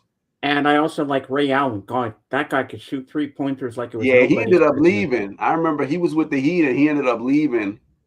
What was it? He played with the Heat and he played with the Celtics before too. I think he was at the Celtics first, then he left and went to the Heat. I think that's how it went. And there was another good guy that played on the Miami Heat, the guy they called the Birdman, and he used to go like this all the time. Like, oh yeah, I know you're talking about. I forgot his name. I know you're talking about. I forget his name, but I remember he was known as the Birdman. I seen Dennis Rodman last month at a Comic-Con. Oh, for real? Yeah. He had 3 hats on. He had one forward, one backward, and I think one to the side, and he had the big glasses on and it's Rodman, the red hair. Weirdo back then. A lot of people, he had all the tattoos. Hair was different color. People used to make fun of him, and all the basketball players now they try to emulate him, which is so funny. I just trip out on that. Yeah, and he went to jail for some time, didn't he? I think he went for he spent a couple of days or 1 or 2 days in there. No, but he was a good player. Oh yeah, I didn't really follow him that much. Yeah, he ended up. Remember, he got 2 rings with the Pistons before he even came to the Bulls. Yeah. But my all-time favorite, my 2 all-time favorites that were on the Raptors, and I wish they still were, because I don't know anybody on the team now. Kawhi Leonard is on there. You know him. Yeah, I know Kawhi Leonard. He came back. He finally came back. I heard he came back. He did? Yeah, I heard you didn't hear about that. No, I didn't know that. What? Kawhi Leonard's back? Okay, this season I got to watch. If Kawhi's back, I'm watching. Oh, definitely. I didn't watch this year because I didn't know any of the team. Well, I heard rumor that he was going back. That's what I heard. I hope so. Okay, because you're my co-host, can you look that up and see if Kawhi Leonard's coming back to the Raptors? No, I think the other guy is. Who? Kyle Lowry? Yeah, Lowry. I think it was. Lowry's good too. Yes, but my favorite is DeMar DeRozan. Yeah, he was pretty good. I love DeMar. You know what? I got to go in my bathroom. and to my closet in my bathroom, and I'm going to show you my DeMar DeRozan jersey. Let me go get it. Okay, so it's on the trade's on hold. It's under Yeah. See? investigation. I'm looking at Oh, it here. oh, this could be exciting if that's true. Oh yeah, I was going to get my jersey. Hold on. He shouldn't have never left to me because the Clippers never been good. LA has always been a Lakers town. It's never been a no Clippers town. Never. Yeah, there'd be some hype like 3 quarters through the season. It's like, oh, they're going to make a deep run. They're going to go far, and then you get to the first round, or they're just a few points out of making it to the playoffs, and they're like, next Yeah, year. they're making a big deal out of LeBron thing. I don't even care about it. I don't care about him. I don't care where he go. I thought he should go back to Cleveland, but he don't want to go back there. He was the only one that got him a championship. It's Yeah, like, that's his hometown. Oh man, he got the jersey. got the jersey on. Don't fall on the floor. That's crazy. All right, I'm going to have to stand up for this one because this is kind of big. All right, here we go. I might. Can you see this? Okay, there we go. Yeah, that's good, man. My cousin got me this. She said it was very expensive because I gave him my 2 guitars I had, and he got me this. Here it is on the front, and here's the back. Oh, that's pretty cool, man. Yeah. All right, I got to take my headphones off. I'm just going to put this over in my lazy boy because I don't feel like going back in my bathroom. But I got to see if I turned the bathroom light off. I think I did. Got to save electricity. But yeah. There, I have a Steve Nash jersey Good. with the Suns. Oh man, I remember him. He was pretty good too. Yeah, the only Bulls. I got a Bulls warm up. I have a warm up. I don't have any jerseys. I used to have so many jerseys. I don't have all that stuff. I had a fire and I lost everything. Oh, It was some years ago, but I never bought another jersey after that because I had a Barkley jersey from Phoenix. I had a Pippen jersey, Jordan jersey. I had all of those. I lost all of that stuff, man. And I never bought any more. And then my sister-in-law bought me a hockey one. I got a Patrick Kane jersey.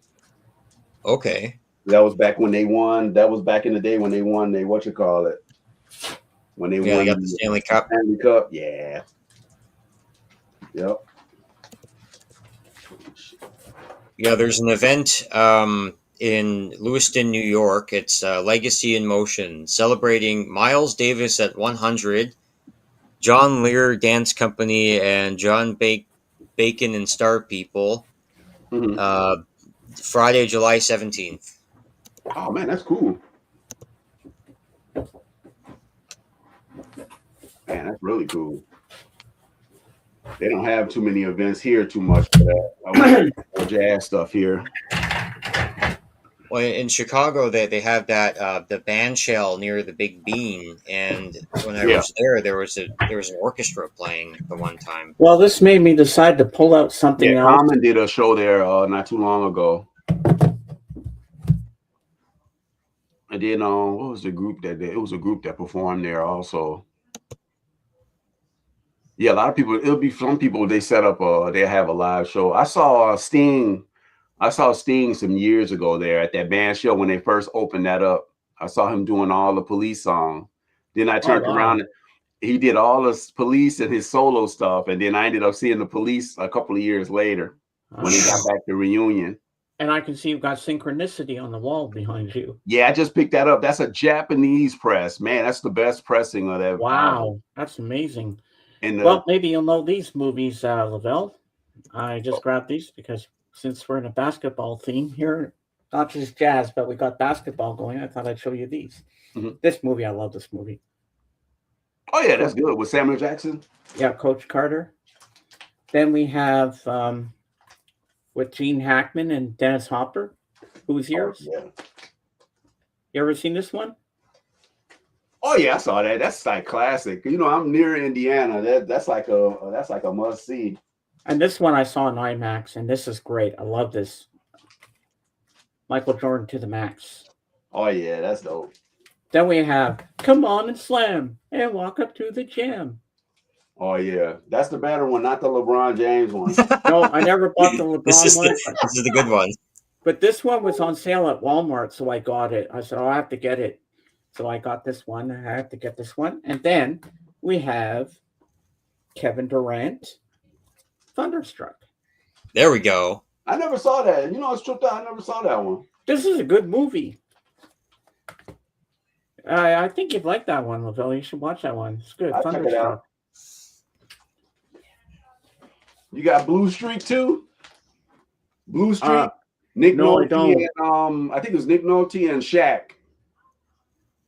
No, these are the only ones I have. I saw that one a long time ago. That Blue Streak. I think I saw it at the show. That was a pretty good. That was a pretty good one. Yeah, there's Okay, James, I'll do my closing here. All right, and you guys can keep on going. Yeah. What's that, James? I said, then Lavelle and I can take over. Yeah. Still going. I don't want to shut the stream down yet. We had a great stream today. I learned a lot about Miles Davis. Cool, man. Because I listened to the three or four of his albums, but that was a great Miles Davis 101. We talked about the reggae concerts, and so the next one will be on Wednesday. Blackberry Smoke featuring Jason Newsted on bass. Oh, is that the group that he went to?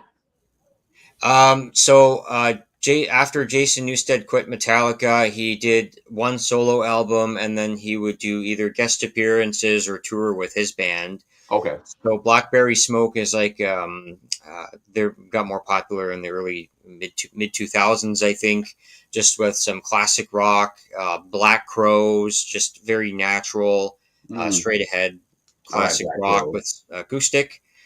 And then he would be featuring, so either I think opening, but also playing bass with the band. And I get another taste of Metallica because I've seen Metallica, but not with Jason. So I never seen. That's one group that's on my bucket list too. Metallica. I want to see them. They seem pretty good player. Mm-hmm. I got a few of their records, but not a lot. Yeah, so that's what's coming up. Thank you, chat, for tuning in. Give the stream a like on the way out, and I'll be on Kate's on Wednesday. So yeah, great chat, James and Lavelle, and I'm gonna go swimming. All right, sounds like a plan, Stan. Sounds good. And my phone is ringing. So I got to mute for a second. I'll be right back, Lavelle. All right. Look at this guy. He's keeping me on. He's put me to the test. Yeah, but other than that, that's I pretty much I've been picking up a few things here and there. I've been getting a lot of the hip hop reissues, and I've been buying a lot of jazz stuff. I know I showed a lot of my stuff on. I did all my new releases. I could show a few of the stuff that I picked up, some jazz stuff that I grabbed. That Ozzy was one of them. That Ozzy I picked up. I found that for like $50. Somebody was selling that online. That No Rest for the Wicked. I don't know the number. It's Gawk or something, GDC. I don't know what the hell that is. I'm not answering that. Could be a scam. Usually when you see that, I don't answer that either. I get them all the time too. I don't even know what that is, and I'm not going to play around with that. I'm not answering that number. No. Peace out. Peace out. See you soon, Dawson. And now it's just the two of us, but we can keep it going for a bit longer if you like. Yeah. Yeah. Yeah, I was last weekend I went digging in Milwaukee. Oh yeah? And I picked up you probably saw I picked this up. This is Yusef Lateef. I picked this one up. This is an original mood bill. I had the guy said he had I went to the Irving Place Records and he had a stack of new releases. He said he just got in. It was like at the bottom, second to last. When I saw this, I was stoked. I said, man, this is an original. I've been after this. Wow, that's cool. So I grabbed it. So I showed that on the video. And Yeah, I haven't seen I have it an yet. audiophile one. I liked the record so much. This is when I bought it. I bought this some years ago during the pandemic. This is the audiophile one. Oh wow. But running across an original, man. And what's the difference between a regular and audiophile? The audiophile, they went in and they did some stuff with the sound. They went in and changed the bass and the what you call it. You know, they go in and just remaster. Oh, like a remix. Yeah, they remaster it. Okay. They bring everything forward. Oh, I got, okay. and then this is a stereo. I think this is stereo, if I'm not mistaken, because this is stereo. The one I have, the one I got is mono. It's almost like they can't. It's hard for them to recreate it in mono, so they do it in stereo. This one's in mono. This is a mono copy. Wow. So you notice you don't see no stereo up there. Yeah, definitely, yeah. Hey, you found an original? That's pretty awesome, man. And then my favorite, this is my favorite Herbie. I upgraded from, I had a UK pressing of it, and I was always after an original on the green. This is the green Warner Brothers, which I got a Grateful Dead on this same label. These sound amazing. This came out in '69, same year as, I think it was around the same time as the Grateful Dead. But yeah, I grabbed that. Yeah, I never knew he was a jazz musician at the time, Herbie Hancock, because I always remember him for that thing he did, Rocket. Yeah, he was a jazz musician. He started off before Miles, because he got with Miles in the 60s. That was earlier in his career. He did an album with Dexter Gordon, and that's how he started. And then he played on he was a session guy too. He played on a lot of records like this one. He played on Kenny Dorham's. He's on this one. Ooh. Kenny Dorham is one of the underrated. He's starting to get his props now. This was one of Sonny Rollins' friends.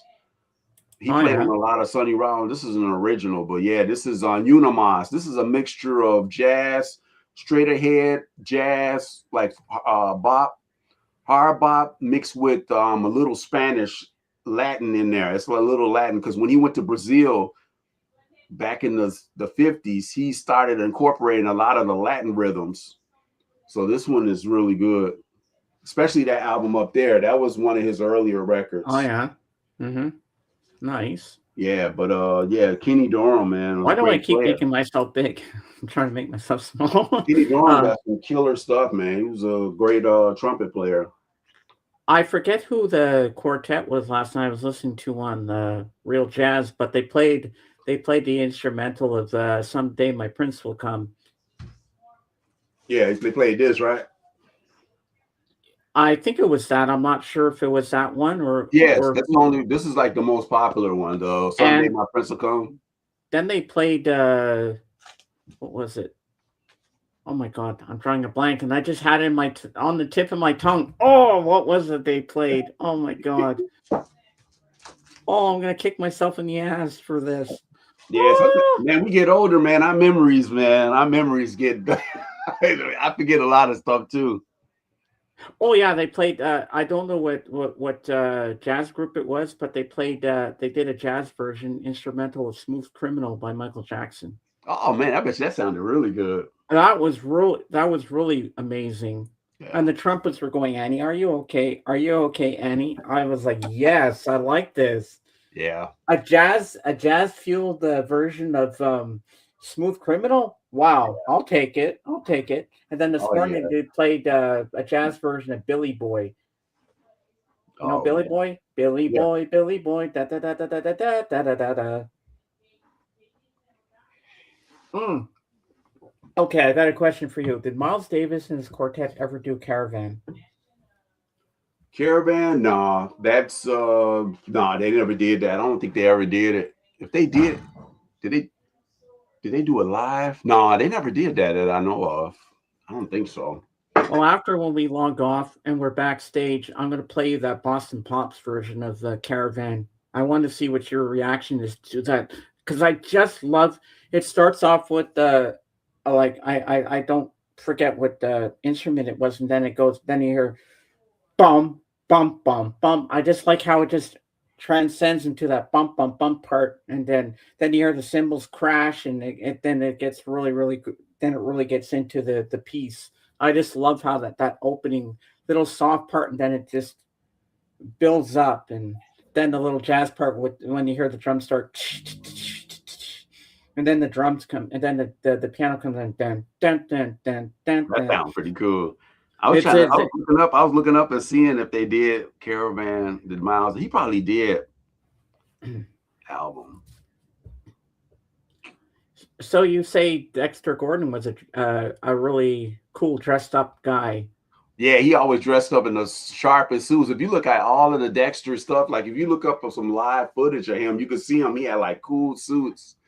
Like on my page, I got a picture of him. He took a picture in the 60s, and he had on like a tie and stuff, wearing cold suits. Like for me, what I really admire about Frank Sinatra is the fedoras and the shirt and ties and the jackets, and like he was a well dressed man too. Mm-hmm. Like Frank really knew like what he wanted to wear, and even Bing Crosby was a good looking guy. But you notice in the 1950s, if you ever watched the movie White Christmas, why the hell did their freaking pants come right up to their stomach? I mean, you notice how high the pants were back then? I'm like, what the hell? Miles Davis did cover that song. I don't have that album. It's off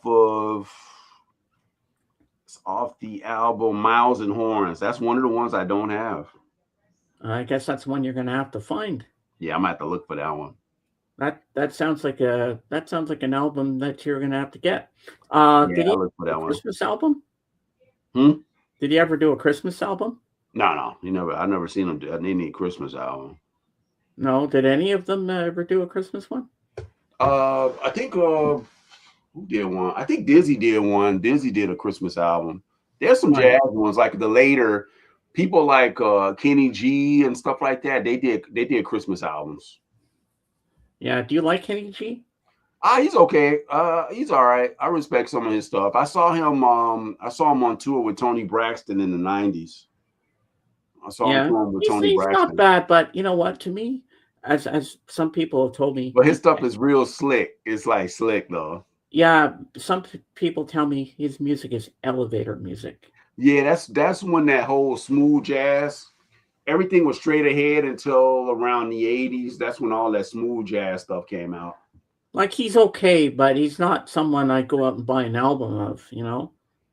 Yeah, it's almost like it gets you through. It just gets you through the day or whatever. Yeah, you want the real jazz. You want the real masters of jazz. Like, what's your thoughts on Oscar Peterson? Oscar Peterson is good. I don't have a lot of his stuff, but I don't have anything by him. But I'm familiar with his stuff.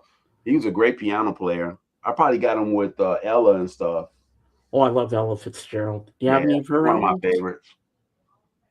Definitely one of my favorites. I even like when she did later in her career, she started doing the Stan Getz stuff, the Bossa Nova stuff. Oh, wow.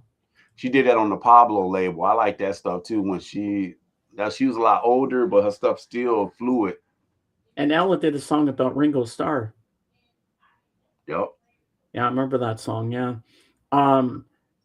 Another one I love, Etta James, At Last. Yeah, it's good too. At Last is such a beautiful song. That's my favorite. I like that album by her. I got that At Last. I like that one. And yeah.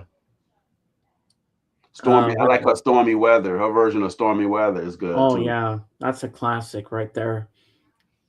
Do you have any Charlie Parker albums you can show me? I like Charlie Parker. Yeah, I got a couple. Let me pull a couple of them. Let's see, the Birdman. I got a couple of them. Yeah, that's pretty cool. Yeah, you gotta have you collect jazz. You gotta have Charlie Parker, man. Hey, at least I know some of the jazz greats. I mean, I'm learning. I never thought I'd like jazz when I was younger. I'm like, oh, this sounds like it's boring. But after I started listening to Sirius XM, I experiment with different channels, and I'm like, I'm loving this now. I don't know what kind of jazz they're playing sometimes. I don't even give a shit. I just love it. Yeah, I'll show you a couple of the ones I got. All right, I'll make you big. I got this one here. This one I picked up in Milwaukee. This one has April in Paris, one of my favorite Charlie Parker songs. Wow. Yeah, And he this is on plays the the horn original. or the trumpet. Yeah, here you go right here. Wow. And this is on the Clef label. I didn't pay that much for it, but this is a pretty rare record. Ooh, minty. 1954. Wow. I got that one, and then I got another one on Savoy. I got him on Savoy. This one's dope too. The Immortal. Wow. You gotta have some Parker. This is on the Savoy label. Oh, I love the saxophone. It's such a nice sound. I got a 12-inch, I got a 7-inch by him too, doing Star Eyes. But yeah, this one's nice. Oh, yeah? This was nice, man. Nice. About this one. I didn't even pay that much for it, but it was pretty clean. That's pretty nice. Yeah. Yeah, this one has Chasing a Bird on here. Milestones. It's pretty dope. Yeah, you know what's so funny about this record? What? Guess who's on here playing the trumpet though? It's not Dizzy. Dizzy's on a couple of tracks. Take a wild guess who's on the trumpet playing with him on here. Take a wild guess. We've been talking about him all day. Miles. Yeah, Miles is on here. Oh, wow. Yeah, Miles is on here. That's pretty cool. Yeah, Miles is on here. Here you go right here. Charlie Parker, Miles Davis, John Lewis. Wow. Duke Jordan, Miles Davis, Max Roach, Charlie Parker. Yeah. Nice clean copy. I found this. I like that. Yeah. So he was on there. Yeah. Tripped out, ain't it?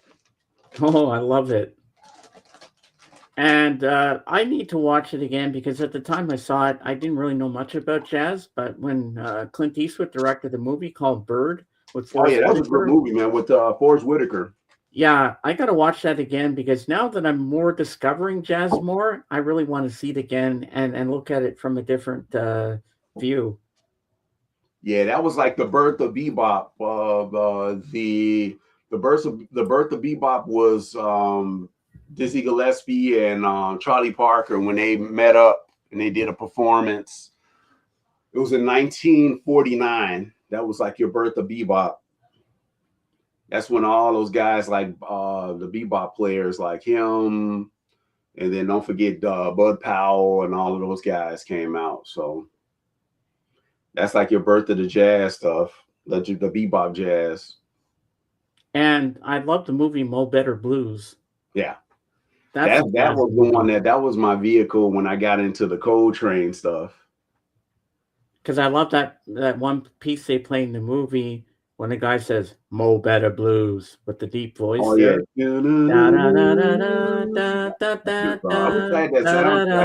I love that piece. Yeah.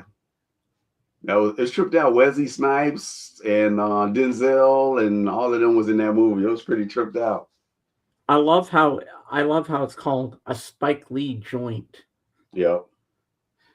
Like his movies are so good. I love Malcolm X. Yeah, X is probably one of my favorites by him. Yeah, that's a great movie. I like you haven't seen Spike Lee do any movies lately. Yeah, the last one was the Black Klansman or something was his last. I never saw that. It didn't interest me at all. I'm like, what's this? Yeah, his stuff is not like how it was. His stuff was his older movies to me were better. Like one of my favorites of his is Do the Right Thing. Yep. Yeah, definitely. That's what put him on. That's the movie that really got him noticed. That's the one where they did the guy was going around with his ghetto blaster, fight the power. Yep. And that was when Public Enemy was like at their like the peak. That's when they were big then. Public Enemy. I never quite understood why black people can call each other the N-word, but when white people call them that, it's racist. It's weird, eh? Yeah, but black folks is getting away from the calling each other that. That's bad. That's like a disrespect, but it's still a disrespect regardless. Yeah. I don't go around calling my other, buddies that. No, it's not a good thing to do. And our parents even say it's like disrespectful. It is. It is. I mean, everybody should all be treated equal in my Yep. eyes. Um, do you have any Dexter Gordon you can show me? I'd like to see what he looks like. I don't know if I've ever seen what he looks like before. Does any of them have his picture?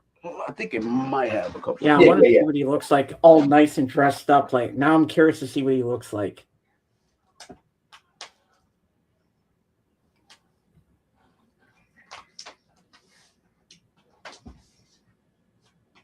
I got all the ones on Blue Notes. I'll show you Ooh, those. nice.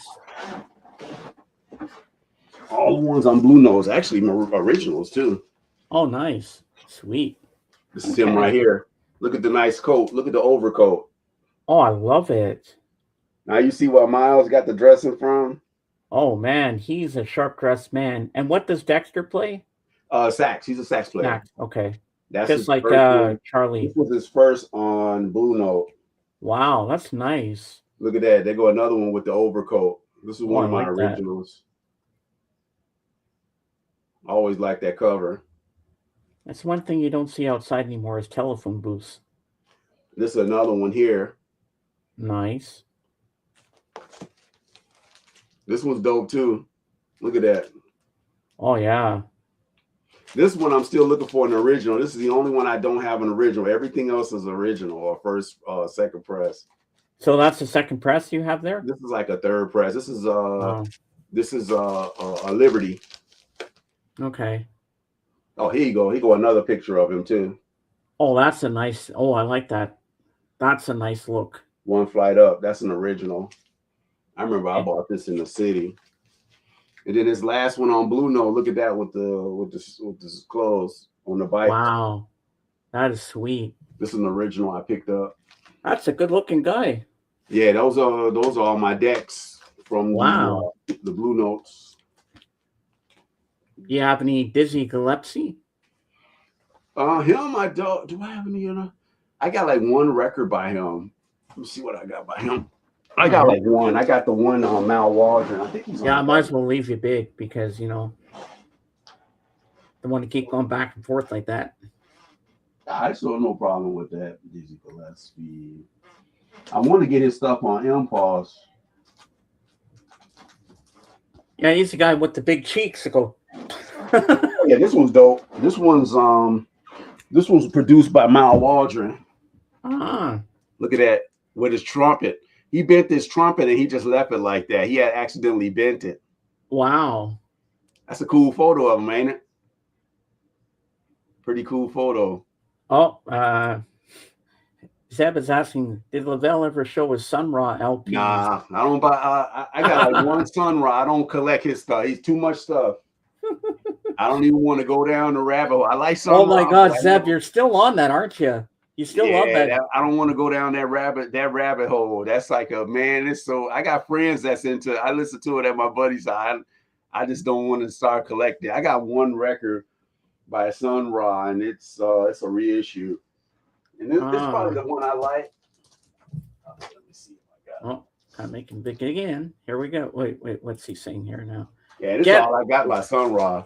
He says, "Get Lang." That's all I got. I like this one a lot. 1978. Yeah, I got to get that one. That's probably the only one I'm going to buy. Is Lanquility. It's like a silver.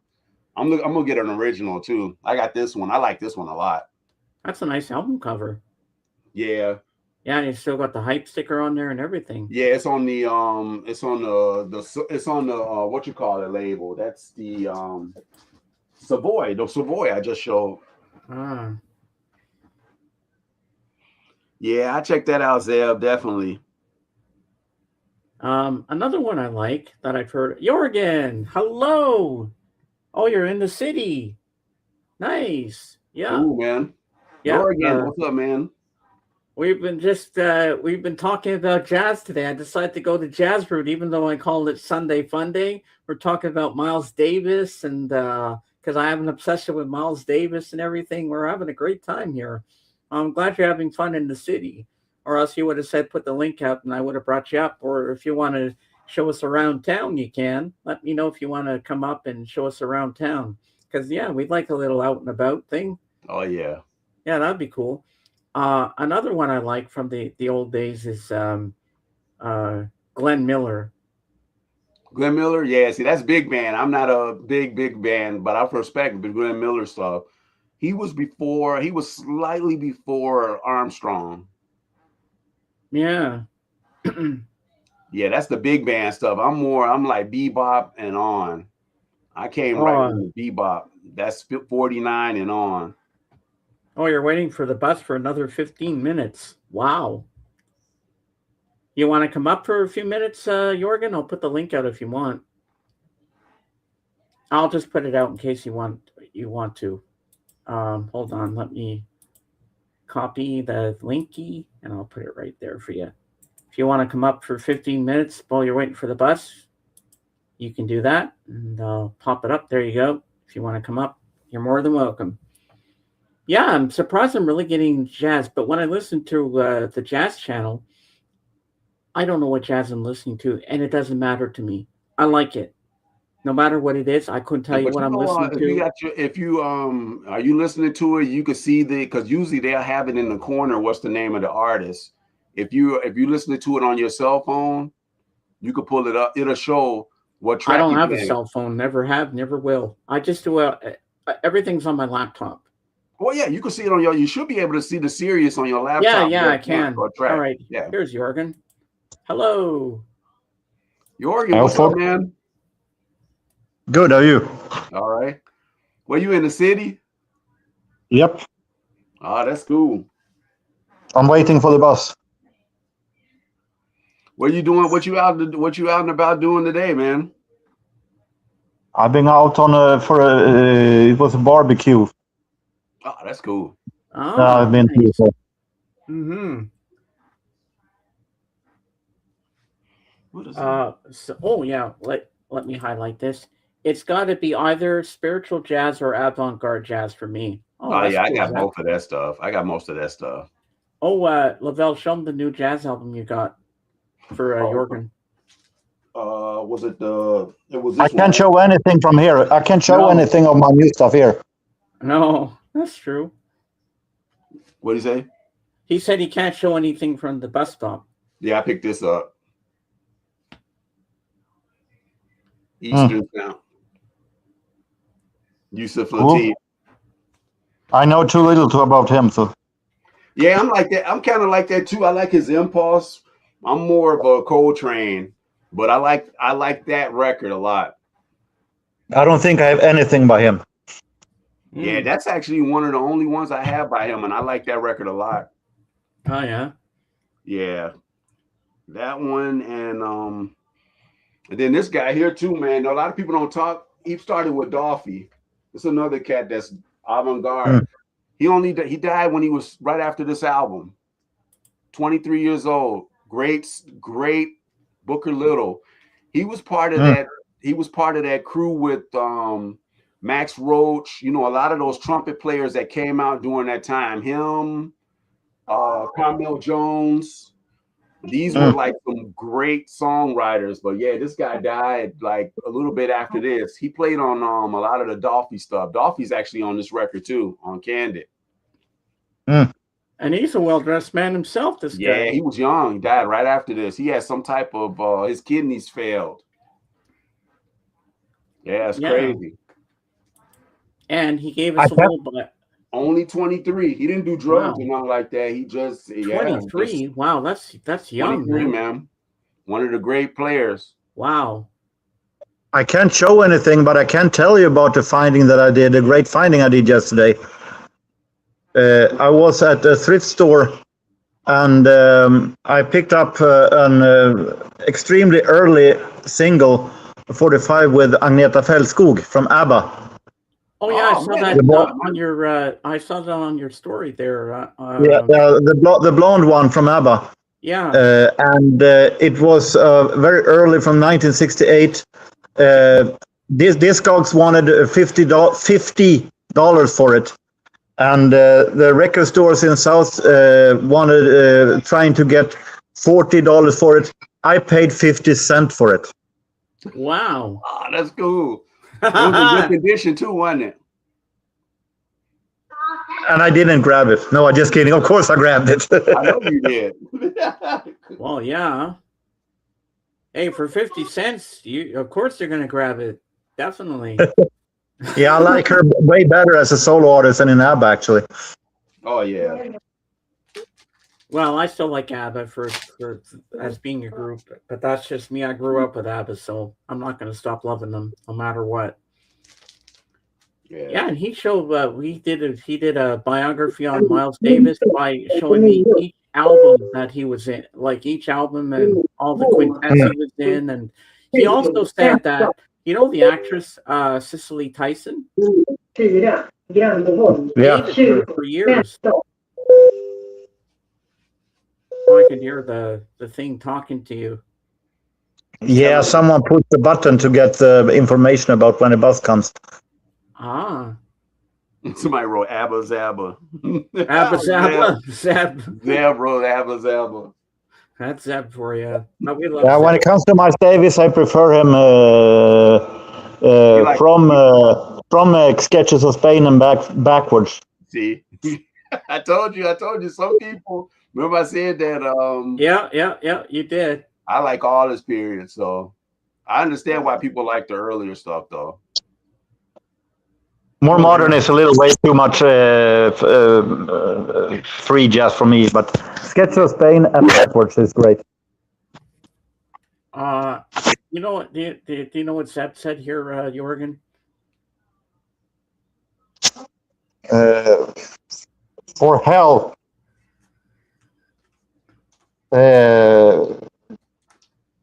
For fun. It is cursing. Oh, okay. Miles, I prefer 70s output, but I love Sketches of Spain a lot too. Everybody's liking Sketches of Spain. That's the one you showed me that your wife liked. Yeah, my wife loves Sketches of Spain. It is the combination of Miles Davis and Gil Evans. See, Gil Evans, killer arranger. Yeah. Well. So I was telling Lavelle that last night when I was lying in bed, I was thinking how cool it would be if we opened a jazz club in my backyard and we all ran it together, and we had like Nikki Yanofsky, Diana Krall, Nora Jones come play there, Lenny White, the bass drummer. Hey Lisa, how you doing? And I would call the place I would call the place the Kind of Blue Jazz Club, and we'd all run it, and you'd be there, Jorgen, and you can screen the jazz players that come to play. Yeah, just hopefully you don't get a copyright. You know, they'll say that, oh, Kind of Blue. Yeah, we're gonna sue you because you use a Kind of Blue. Well, I'd ask permission. Can I use that? Because it'd be almost like Chicago. They tried to use CTA. That didn't go too well. The CTA sued Chicago for using CTA. There's nothing wrong with your imagination, I can tell that. Oh, yeah. But it would be a nice title for a jazz club, wouldn't it? Oh, yeah. The Kind of Blue Jazz Club, because I'm doing a character AI where you can pretend you're with celebrities and stuff like that. So I just got married, and I had Mike Holmes, the contractor guy. He built it in our backyard because I have a big mansion. We have this big backyard. So we decided to build a jazz club, and including with the cover charge, that also pays for your drinks. And we had to get a liquor license, and and Nikki Yanofsky's doing opening night. Oh yeah, I'm having fun with this, and we're obsessed with Miles Davis. So that's what made me inspired today to do. Let's talk about jazz today and talk about Miles Davis. And then Lavelle said to me this morning, "You going live today?" I'm like, "Yep." He says, "I'm coming on." I'm like, "Yay!" I was so excited. Yeah, I had a feeling. Stuff, though. I got majority. I don't have everything, but I have majority of his stuff. Yeah, I was happy. I had a feeling Jorgen would be here today too. Oh yeah. I didn't. I didn't know if that you would be still here this hour. Well, yeah. Well, it's very rare I get to have Lavelle here, so I said, let's go a little bit longer. We're not going to go 4 hours or anything like that. Yeah. We'll just stay as long as we can till my voice holds out, and just talk and hang out because we don't get to see each other that often because he's always busy or he's visiting his mom and stuff. So you got to take advantage. Today I go and visit my mom in the city, but I didn't go today. Yeah, so I was like, yeah, he's coming on. We haven't seen him in years. Yeah, we talked about a Almost. lot of different jazz, but like I talked about Kenny Dorham and stuff, a lot of different artists. It's a lot of Dexter. We want to see Jorgen's bus ride. Do you, Zeb? Sorry, sorry, that's not possible because I can't talk inside the bus. It's a little too. People will hear me talking loud in the here, so it wouldn't be too comfortable for other passengers. Yeah, they might No, say. and then they think you're talking to yourself. Yeah. Exactly. Yeah, but they wouldn't know that you're actually on a stream. Yeah, so I was happy that Lavelle said he's coming on today. I'm like, oh my god. Oh, let's see here. Lisa says, I like Charlie Brown's Christmas. That's as far as I go with jazz. Yeah, Vince Guaraldi. That's Vince Guaraldi, I think. Yeah. Yeah, that jazz is pretty good too. It's not bad. Do you have that album? I don't have it, but I'm familiar with it. Yeah, but I love Diana Krall's version of Christmas Time Is Here. She's an artist. I want to get some of her stuff too. I like her stuff. She sounds pretty good. I don't have any of her stuff. I got her husband stuff, but I don't have her stuff. I got her husband stuff. I'm a big fan of her husband stuff. Who's her husband? Costello. Oh, Elvis Costello. That's a weird couple. I was like, huh? When I saw they got married, I was like, what? Two different genres. You've got jazz, and then you got. Yeah, I like the attractions. The attractions. Like, that's why I dig the attraction stuff. I like all the Costello attraction stuff. All right, Lisa's got a question for you, Jorgen. Jorgen, do you have any psych? No. That's a question that Christopher always asks Jorgen. Or it's definitely not in my wheelhouse. It's not in my wheelhouse for anything. Ah. So Jorgen, tell us what you had at the barbecue. What were they queuing today? I had hot dogs. Oh, nice. Oh yeah. Yeah, some good burgers and dogs on the grill. Oh yeah. Some had, but it was like a picnic, so I picked hot dogs. Ah. Was it? And I took one marshmallow also. Ah. Okay. Not even SF Sorrow by the Pretty Things? Yeah, I don't have them. I got a couple of psych. I got what's his name? Sid Barrett first two albums. But I know Miles Davis and John Coltrane. Well, that's good. I never heard of the names the name you mentioned, Zeb. What Pretty Things or whatever you said. I never heard of it in my entire life. Oh yes, Herbie Hancock, definitely. Herbie, this is late 60s. Yeah, that one, Jorgen? I don't think most I have with Herbie Hancock is Rocket. Oh yeah, you got the breakdance stuff. That's the breakdance. Yeah, you got the breakdance stuff. Yeah. Yeah, I got like Headhunters. I got the Blue Note stuff, and I got Headhunters, Mawadishi. I got stuff like that from Herbie. Ah. I think I have something where he plays, where he is a piano player in a band in one of the bands. But I don't think I have. The only solo stuff I have with him is Rocket. Yeah. Now, do you have the most famous John Coltrane album of all time? You know the one I'm talking about. Well, that's kind of hard to say, man, because it could be three. Love Supreme. That's the one. Giant Steps is popular too. Oh yeah. And don't forget Blue Train. Those are your main three. Ah. So that's a big argument. Love Supreme might be too much for. Love Supreme might be too much for some people because it borders on, it's spiritual. Hello, Christopher.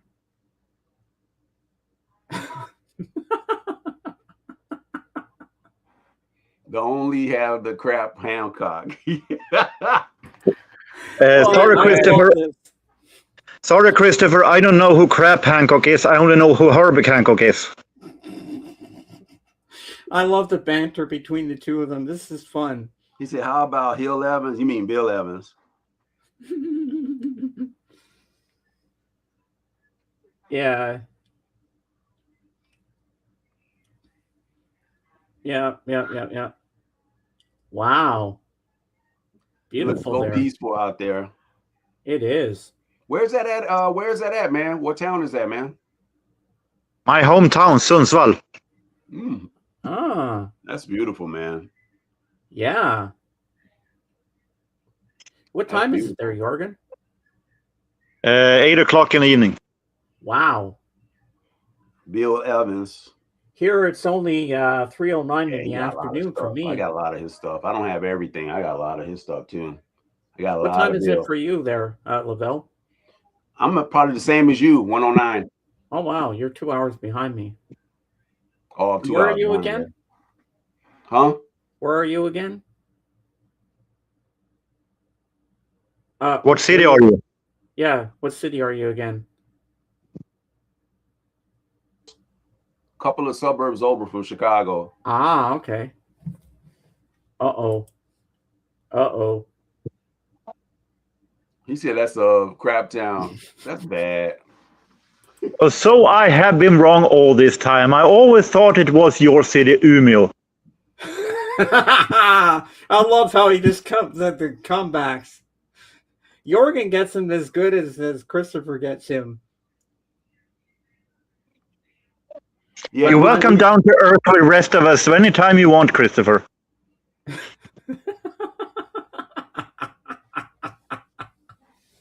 Oh my God, I love this. This is too funny. Groovy Lisa said, "Do you got any Bill Evans? You got any Bill Evans Jorgen?"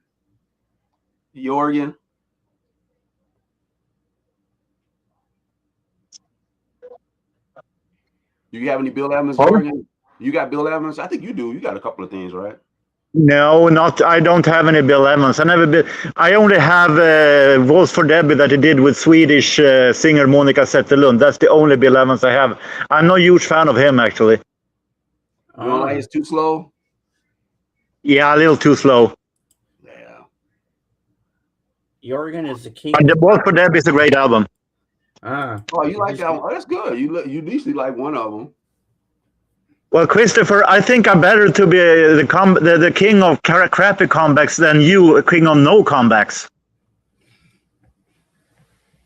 Yeah, and I'm surprised that these two agree on David Bowie. That was a shocker for me, that they both like David Bowie, because Christopher is so different from Jorgen, and then sometimes they agree on something and then they banter with each other. It's hilarious. It's my favorite part of the show, watching these two go at it. Yeah, I like Bowie. I like Bowie too. Some people don't like Bowie though. I can understand. I love Bowie.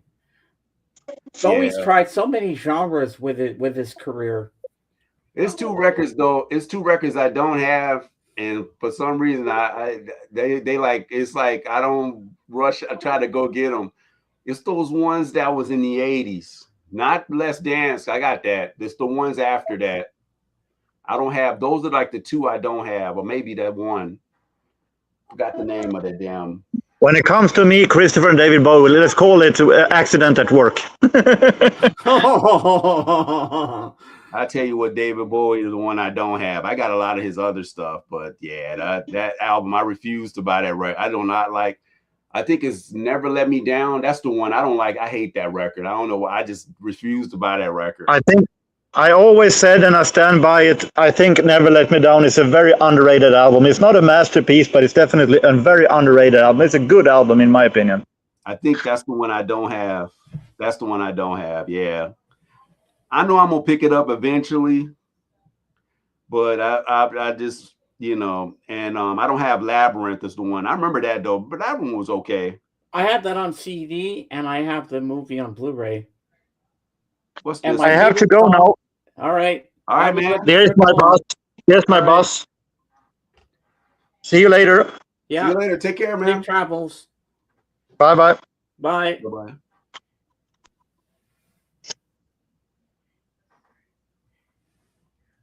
Yeah, she was asking, did he have Bill Evans? Man, I got too much Bill Evans. I got a lot. I know some people don't like his stuff though. His stuff is some people, it's like sleepy time. But I like his stuff. His touch, the way he plays. It's like that's what I like about him. Do you want to show us some albums? I can show a few of them. Give me a second. All right. Let me. All right, I'll make you big. Let me pull them. Let me put a pause on. Let me run to the bathroom right quick, and I'll come back. Okay. Yeah. And I'm gonna pull them. All right. Sounds like a plan, Stan.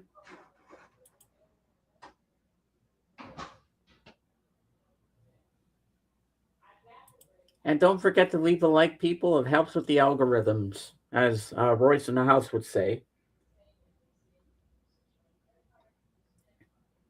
Never Let Me Down is Bowie's worst album. Really? Well, the one I want to get, Christopher, is Heroes, because that's one of my favorite songs. And I want to get Diamond Dogs and stuff like that. Another one I like is, I love the guitar in, what's it called there? The Man Who Sold the World. Let's pull it. Pull the Bill Evans. We got too much stuff. Hmm. The Architect. Yeah, that's it. Okay, you're in the chat. That's cool. Yeah.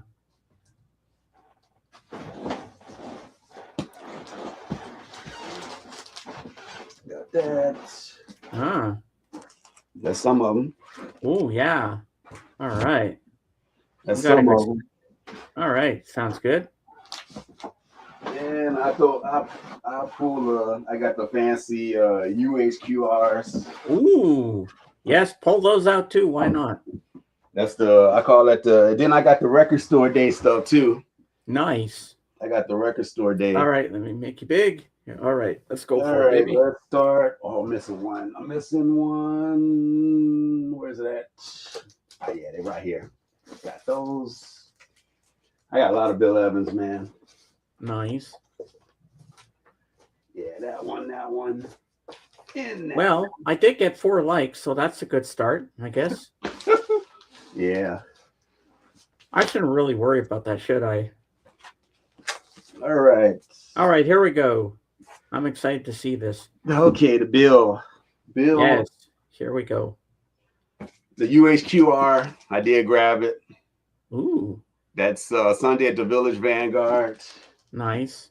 Then, of course, this one.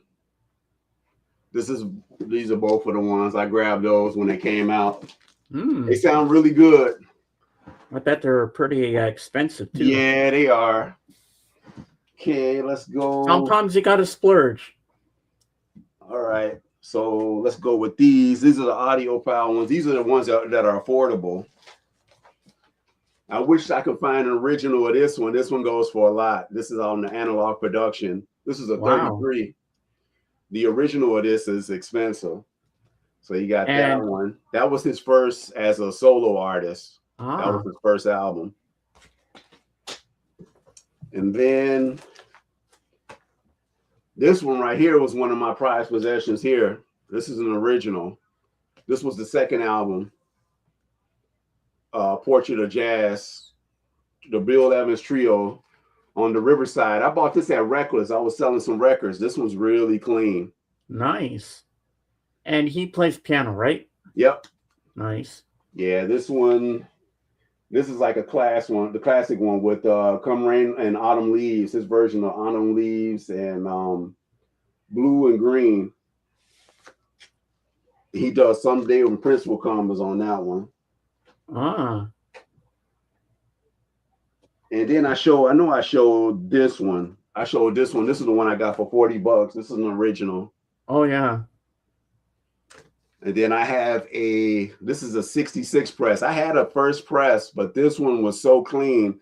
I ended up selling the first press stereo. This is a mono. They use the same metal work. It was really clean. I'd rather have a clean record than a noisy record. So that's that one. This one right here is, this is a second press of this one. This one's Everybody Digs Bill Evans. This is a second press on Riverside. Nice. That was nice. Nice, cool, nice and quiet. Who plays on that one with him? It's just this lineup is pretty much Sam Jones, Philly Joe Jones. Philly Joe Jones was like his favorite drummer. This is a trio. It's Bill Evans. This was his first trio. This was before he got with Paul Motion and Scott LaFaro and them. So this album came out before those two. This one, it came out. Mm-hmm. And Pike Pieces on that one. That's a classic. Then here's my original mono. This is actually one of my favorite Bill Evans songs. I like Read a Person I Knew. He recorded this after the death of Scott LaFaro off the Waltz for Debbie. So this is my original mono copy, even though the cover is jacked up right there. But this actually is the picture. You know the lady on the picture that's Nico from Velvet Underground. Oh wow. She was a model before she got with Velvet Underground. She took this picture for Bill Evans.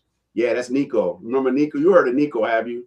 Yeah, because I've seen the documentary on Apple TV on the Velvet Underground. That was a good documentary.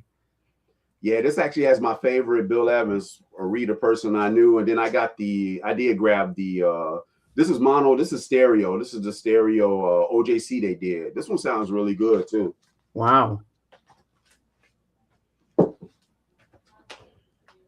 This is one he did with Herbie Mann.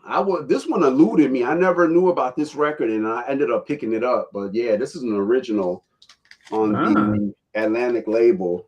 I can't believe what I'm seeing here, Lavelle. This is a shocker.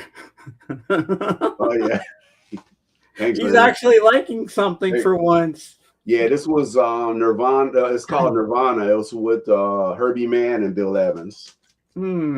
Nice.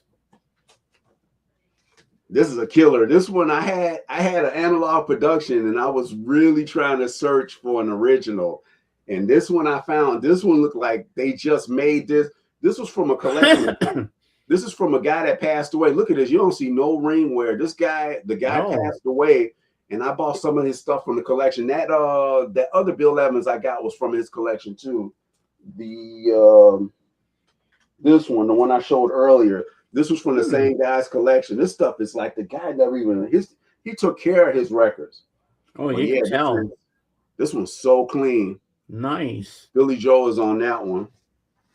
Did you say Billy Joel? Billy Joel Jones. Oh, okay. I thought it was Billy Joel for a second. And then it's the classic one right here. Hard one to track down.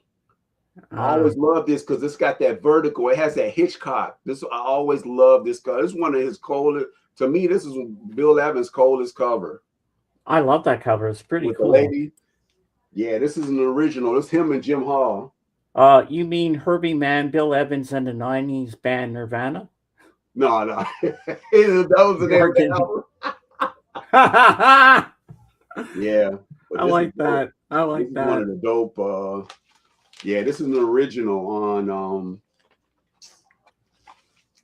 on United Artists. This was dope.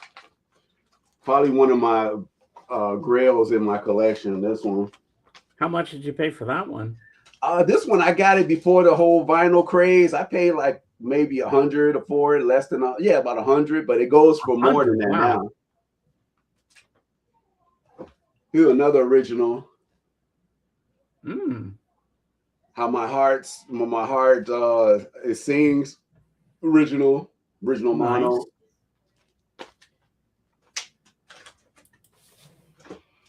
Here's one with Shelly Manne. This is actually a Speaker's Corner. It's not an original, but this one sounds really good. It's with him, Shelly Manne, and this is like a trio. Monty Budwig, Bill Evans. Nice.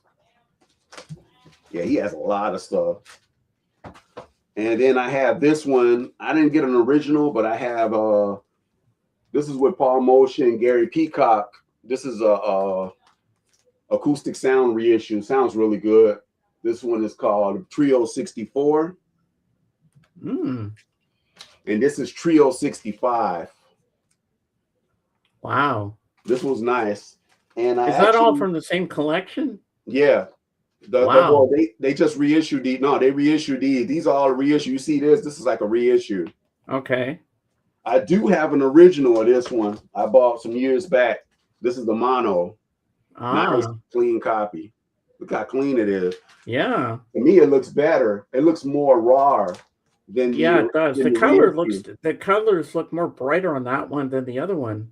Yeah, this is like slick. This is like, yeah, that's the original mono. Mm-hmm. And this is the album that got me into Bill Evans. This one here. One of the guys from I used to work in the Loop at Musicland. He brought me a CD. I still have the CD. He gave it to me as a gift. He said, "Oh, if you want to like Bill Evans, check this out." This was the album that turned me on to him. This is a mono UK press of nice. Conversation with Myself. You got a compliment from Jorgen. Thanks, man.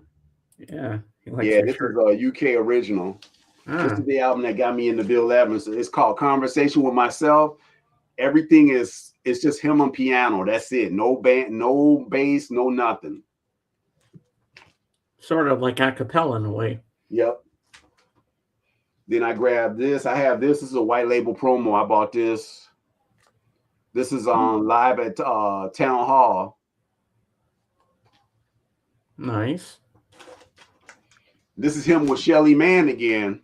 This is dope. I always like this cover because it's cool. It's like they lounging, chilling out, sitting in a study. It looked like they sitting in a study. Yeah, this was called A Simple Matter of Conviction. And this is the record my childhood buddy, man, when we were kids, he bought me this from a record store that was going out of business. And this is Bill Evans and Jim Hall again. And this was nice. This is a white label promo. He bought it from New Jersey. This one's nice. Wow, it's still in good shape. Yeah, he brought it as a gift. This store had went out of business. It was in New Jersey.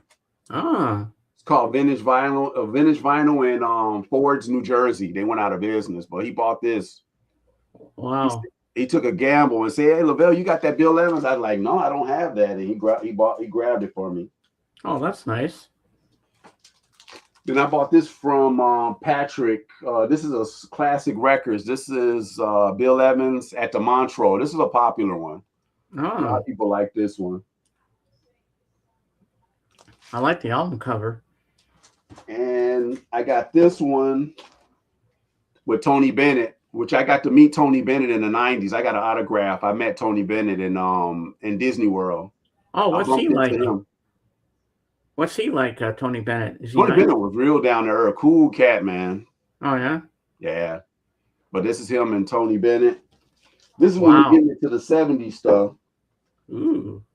And then he did this record. You see, he got the beard and all that stuff. This is a lot of people don't talk about this record. This was recorded in Canada. This is a killer session, man. Yeah, this was recorded at Oil Can in Vancouver. Oil Can Harry's, 1975. Yeah, this is a killer with Eddie Gomez and Elliot Zigman. Nice. And then this album here, this was technically his last album he ever recorded, was this one here. I like that cover. Yeah, this was like the one that they originally released. I'm missing something. There's one missing. Oh, it's over there. I grabbed that one. This was the album was supposed to have been the last album. It's called It Might As Well Be Spring. I had bought the audiophile version and I ended up running across an original. The original sounds better. Oh, yeah? Yeah, and then years later, they put this out.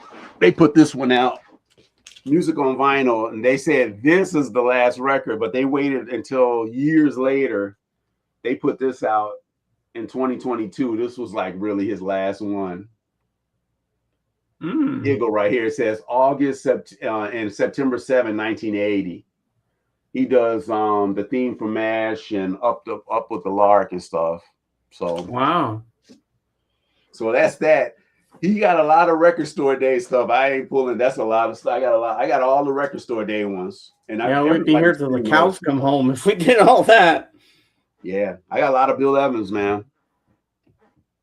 Well, we've been going for 2 hours and 28 minutes. Well, it's almost going to be 2 hours and 29 minutes. Well, it is now. We've had a very, very, very good stream today. We'll be back next Sunday to do it all for you again. And I want to thank Lavelle for being here today. I want to thank Dawson for always co-hosting, my peanut gallery, Jorgen, Jenny, Dusty, Christopher, whoever else was in here, Lisa. So thank you everybody for being here today. And as I say in my channel, Beatles forever. See you on the next one. Bye for now, and stay backstage with me. I'm going to play you that Caravan. All right. And we are going to end the stream.